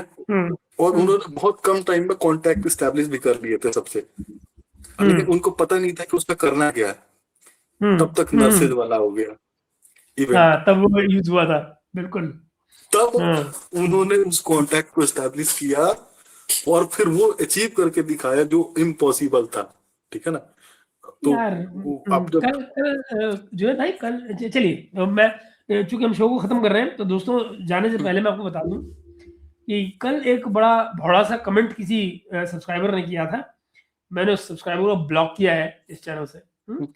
और उसने क्योंकि बदतमीजी की लैंग्वेज यूज की थी, एक्चुअली मुझे आर्गुमेंट से बुराई नहीं होती है, बदतमीजी की लैंग्वेज से यूज करना, कि जुनेद भाई और हम यहाँ बैठकर बात कर रहे हैं, आपने देखा होगा हम कोई रिक्वेस्ट नहीं करते, हम कोई बैग नहीं करते, कुछ नहीं करते, हमारी आदत नहीं है।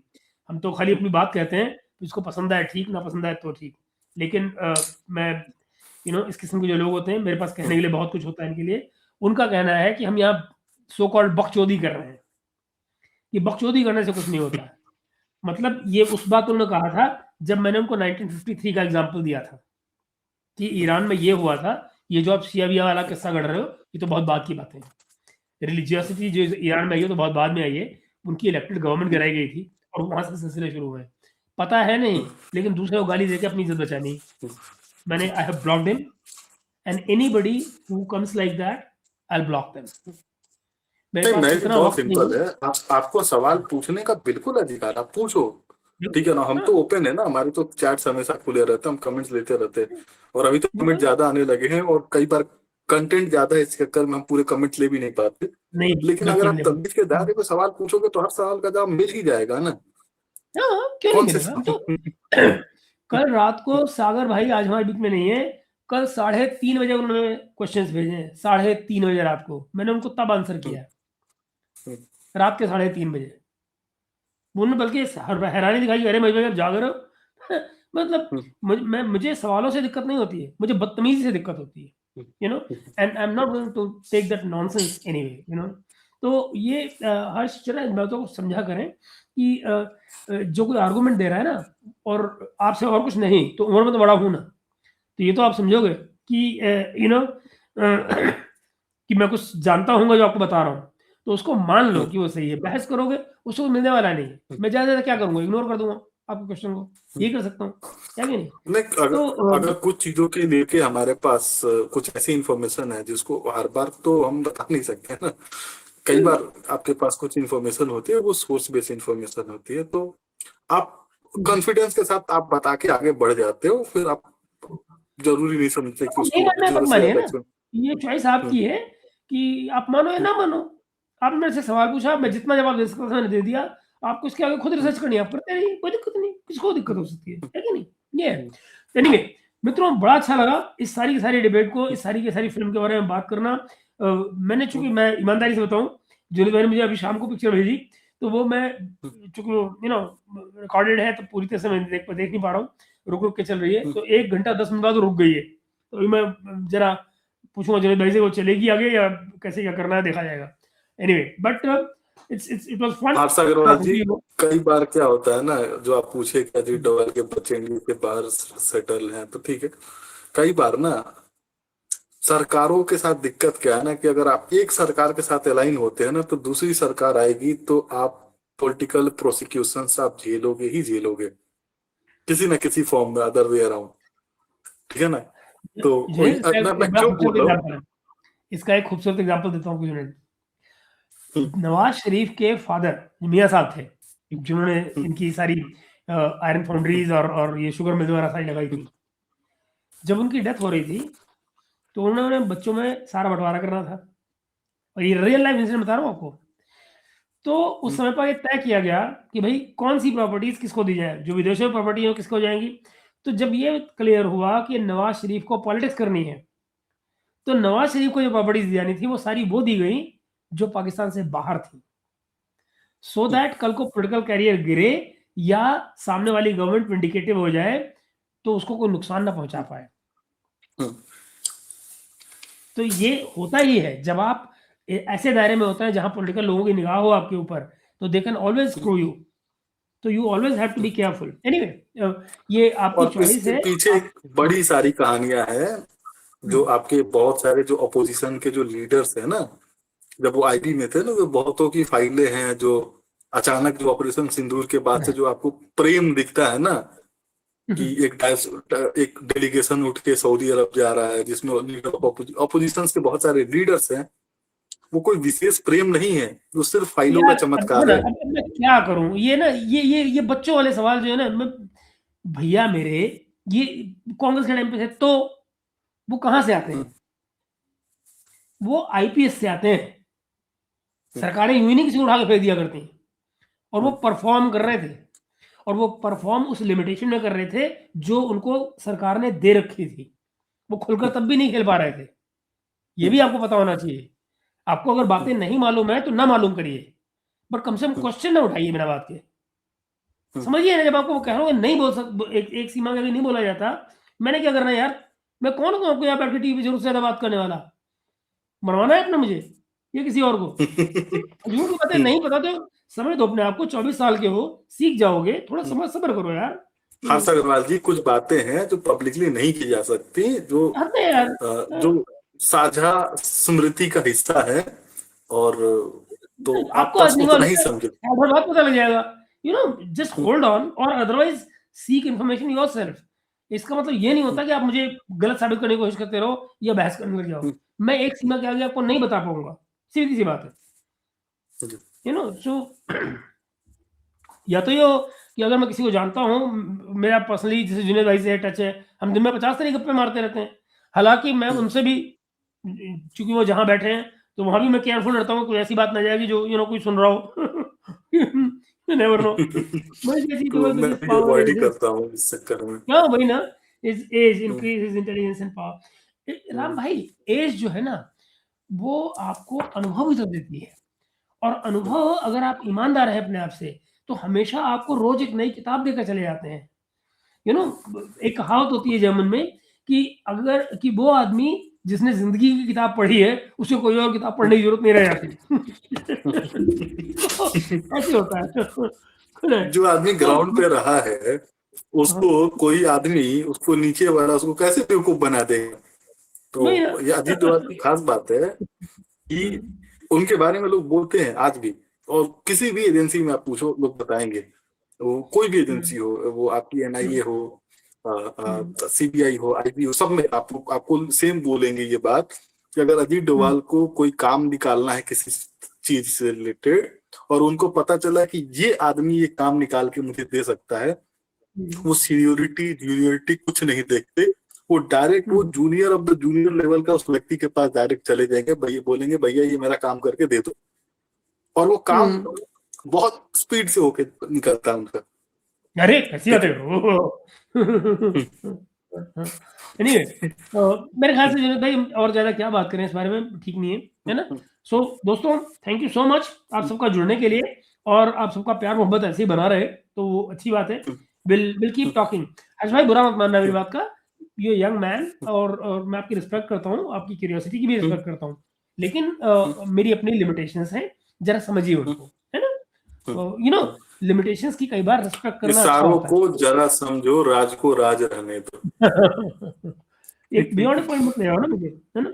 चलिए मित्रों, मिलते हैं हम लोग बहुत जल्दी फिर से कल सवेरे, या हो सकता है कि अभी मेरे पास एक्चुअली कुछ है आपको देने के लिए, तो आप लोग शायद आप में से बहुत से सो जाएंगे। मैं अभी थोड़ी देर में लाइव आ रहा हूँ वर्टिकल पे, क्योंकि कुछ इन्फॉर्मेशन है मुझे जो शेयर करनी है, तो जो कि इस शो में फिट नहीं बैठती है कि हम फिल्म पे बात कर रहे हैं, वो कुछ अलग है। तो मैं आता हूँ, वर्टिकल में मिलते हैं आपसे। Bye bye, take care, good night. Junaid भाई आज के लिए शुक्रिया आपका, मजा आया। बिल्कुल बिल्कुल, धन्यवाद।